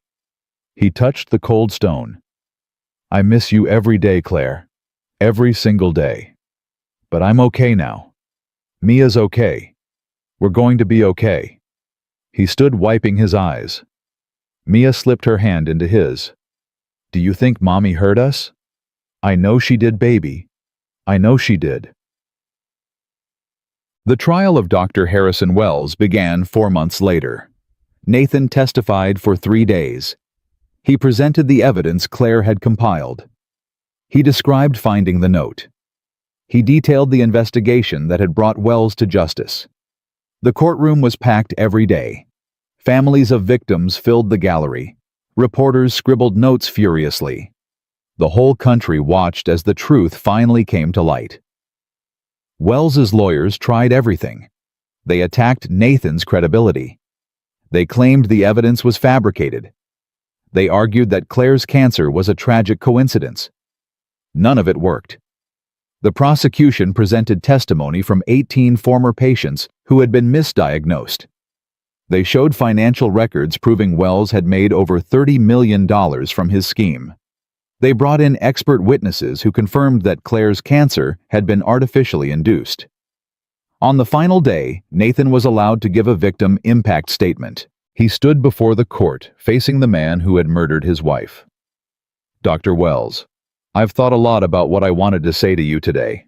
I've imagined this moment 1,000 times. I've practiced speeches full of anger and hatred and righteous fury." Wells stared at him with empty eyes. "But standing here now, looking at you, I don't feel any of that. I just feel sad. Sad for you. Sad that you wasted your talent and your position on greed. Sad that you destroyed so many lives for money you could never spend." Nathan's voice grew stronger. "You took my wife from me. You took Mia's mother. You took 19 other people from their families. And for what?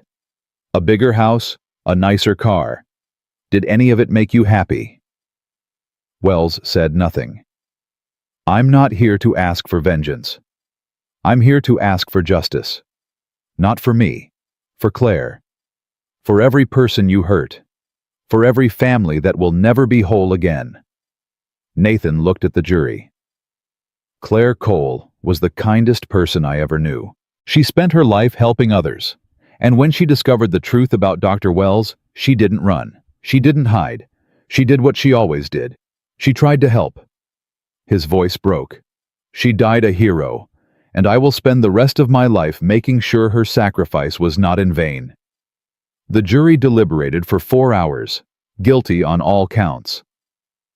Harrison Wells was sentenced to life in prison without the possibility of parole. When the verdict was announced, Nathan didn't celebrate.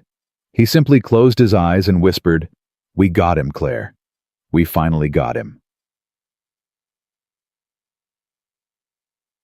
Life went on. Nathan returned to the Second Dawn Initiative with renewed purpose.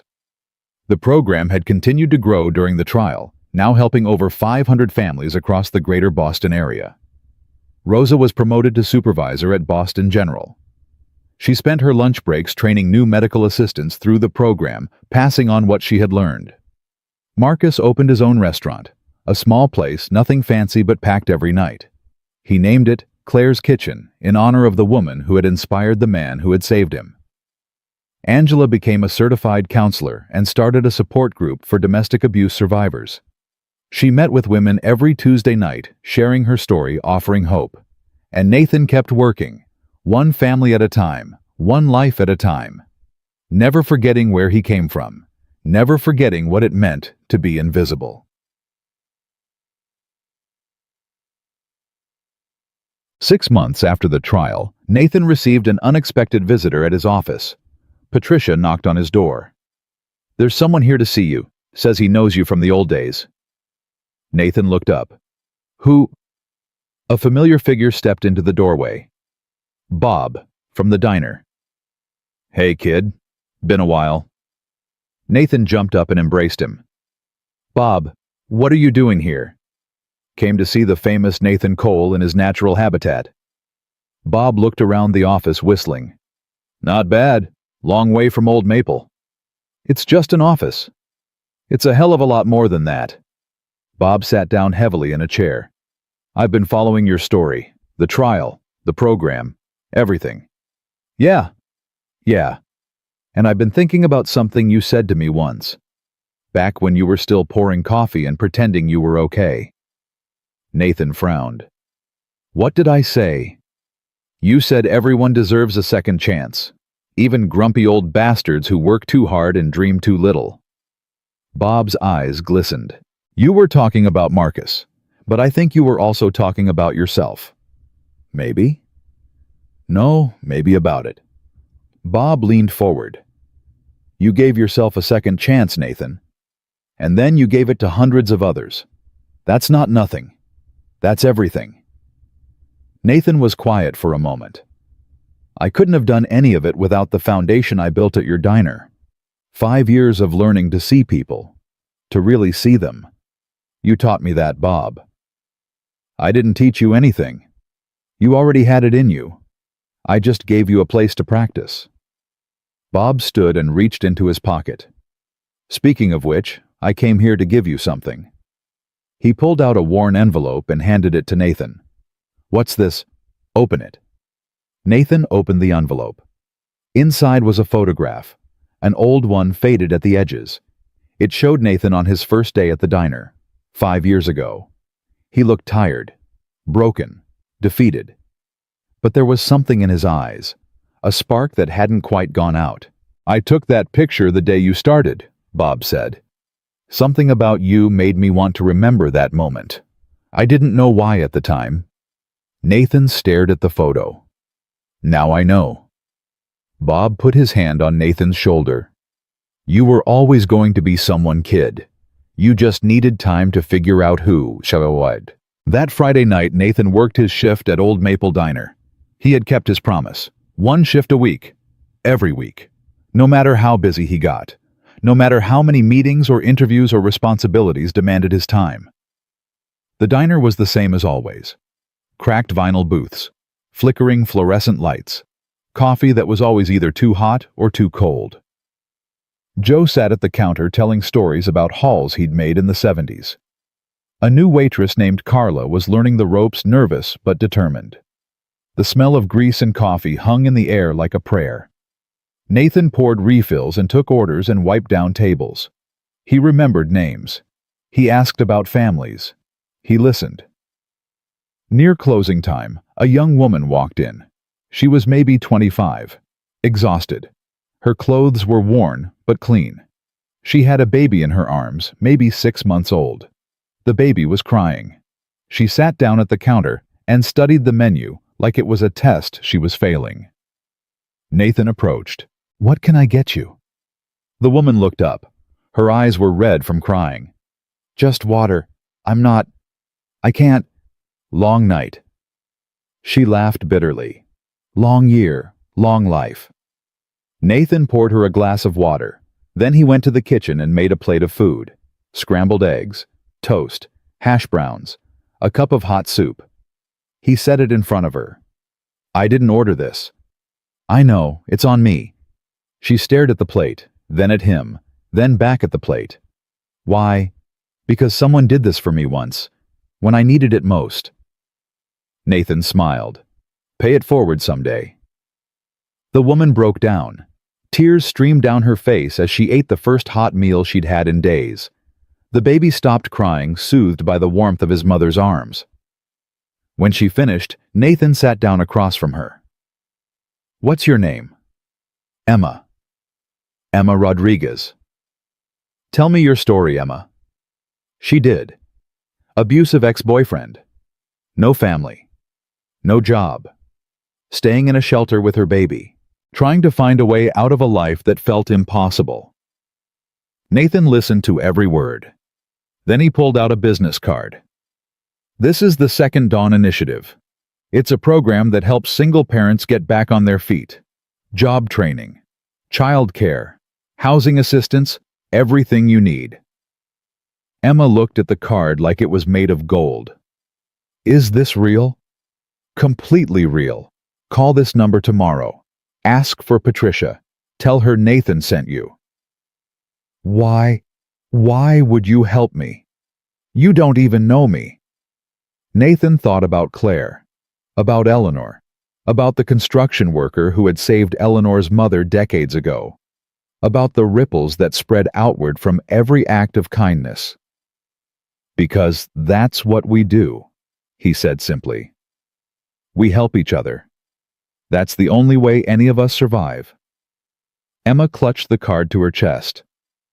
Thank you. I don't know what to say. Thank you so much. Don't thank me.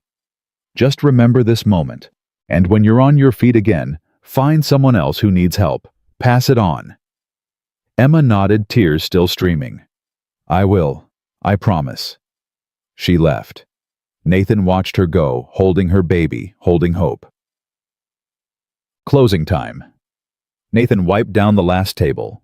The same table where Eleanor Wright had sat 2 years ago, watching him, testing him, changing his life forever. He pulled out his phone and looked at the photo Bob had given him. The man in that picture was a stranger now, a ghost from a life that felt like a distant dream. His phone buzzed, a text from Mia. Love you, Daddy. See you in the morning. He smiled and texted back. Love you too, baby. Always. He put away his phone and looked around the empty diner one last time. 2 years ago, he had been invisible. A waiter with a broken heart and no hope. A man who had given up on living because surviving was all he could manage. Now he ran a program that had helped over 1,000 families. He had brought a murderer to justice. He had honored his wife's memory in ways he never thought possible. And it had all started here, in this diner, with a woman who saw something in him that he couldn't see in himself. The door opened behind him. Nathan turned. Eleanor Wright stood in the doorway. Same black coat, same dark eyes, same knowing smile. I thought I might find you here. Nathan laughed. Some things never change. Eleanor walked to the same booth where she had sat that first night. Nathan brought over 2 cups of coffee and sat across from her. How does it feel? She asked. Everything you've accomplished. Honestly, overwhelming. Most days I still can't believe it's real. It's real, all of it. Because of you. Nathan shook his head. Because of us. Because of you. I was just a waiter, Eleanor. You saw something that wasn't there. No. Eleanor's voice was firm. I saw something that was always there. Hidden. Buried. But there. She reached across the table and took his hand. You were never just a waiter, Nathan Cole. You were always a leader. A fighter. A man who cared about people more than he cared about himself. All I did was give you a stage. Nathan looked at their hands intertwined on the worn Formica table. Claire would have liked you. I know. I would have liked her too. Eleanor smiled. That's why I chose you. You reminded me of her. The same heart. The same fire. The same refusal to give up on people. They sat in comfortable silence for a moment. What's next? Nathan finally asked. What do you mean? For the program, for you, for everything. Eleanor leaned back. I'm retiring. Nathan nearly spit out his coffee. What? I've been running this company for 25 years. I've built everything I set out to build. And watching you these past 2 years has made me realize something. What? It's time to let go. It's time to let someone else carry the torch. She smiled. I want you to take over Wright Enterprises, Nathan. All of it. Not just the social programs. Everything. Nathan couldn't speak. I've already talked to the board. They're unanimous. You've proven yourself beyond any doubt. You have the vision, the heart, the ability to inspire people. Eleanor's eyes sparkled. And most importantly, you'll never forget what it means to be invisible. You'll never become the kind of leader who loses touch with the people he serves. Eleanor, I can't. I'm not qualified. You weren't qualified to run the Second Dawn Initiative either. Look how that turned out. Nathan sat in stunned silence. Think about it, Eleanor said. You don't have to answer now. But know that I believe in you. I've believed in you since the moment I saw you pour coffee for a trucker at 2 a.m. with the same kindness you'd show a king. She stood. Whatever you decide, Nathan Cole, know this. You've already exceeded every expectation I ever had. You've become the person I always knew you could be. She placed 2 $50 bills on the table. $100. Same as that first night. Keep the change, she said with a smile. And then she walked out into the night. Nathan sat alone in the empty diner for a long time. He thought about Claire, about Mia, about Rosa and Marcus and Emma and every family he had helped along the way. He thought about the construction worker who had saved Eleanor's mother, about the ripples that spread from that single act of kindness across decades and continents and generations. He thought about the man he used to be, and the man he had become. His phone buzzed. Another text. From Patricia. Emma Rodriguez called today. She's enrolled in the program. She wanted me to thank you. She said you changed her life. Nathan smiled. He hadn't changed Emma's life. He had simply shown her that change was possible. The rest was up to her. That's how it always worked. One person helping another. One act of kindness sparking the next. An endless chain of hope stretching forward into a future none of them could see. Nathan stood and walked to the door. He looked back at the diner one last time. The place where everything had started. The place where a billionaire had left $0 and a note that changed the world. He turned off the lights and stepped outside. The night was cold, but the stars were bright. Tomorrow he would call Eleanor and accept her offer. He would take the helm of Wright Enterprises and expand the Second Dawn Initiative to every corner of the country. He would help thousands more families. He would change thousands more lives. But tonight, he was going home to his daughter. Because some things mattered more than money, more than power, more than success. Some things mattered more than anything. And Nathan Cole finally understood what those things were. 1 year later, Nathan stood on a stage in front of 3,000 people. The Second Dawn Initiative's annual gala. The biggest fundraiser of the year. Behind him, a screen displayed the program's accomplishments. 5,000 families helped. $30 million raised. Partnerships with hospitals, schools, and businesses across the country. But that wasn't what Nathan wanted to talk about. He stepped to the microphone. A few years ago, I was a waiter at a diner called Old Maple. I made $11 an hour plus tips. I lived in a 1-bedroom apartment with my daughter. I had given up on life because I couldn't imagine anything better. The crowd was silent. Then someone saw me. Someone believed in me when I had stopped believing in myself. She left a note under a plate that said, "Come find me." And I did. And everything changed. He looked out at the faces in the crowd. Rosa Martinez, now a hospital supervisor. Marcus Jefferson, now a successful restaurant owner. Angela Chen, now a counselor. Hundreds of others whose lives had been transformed. Tonight isn't about the money we've raised or the partnerships we've built. Tonight is about a simple truth that too many of us forget. Every person matters. Every struggle is real. Every act of kindness ripples outward in ways we can never predict. He thought about Claire, about Eleanor, about the construction worker, about Emma Rodriguez and her baby. My wife Claire used to say that the only way to live is to love. She was right. Love isn't just a feeling. It's a choice. A choice to see people, to help people, to believe in people, even when they've stopped believing in themselves. He paused.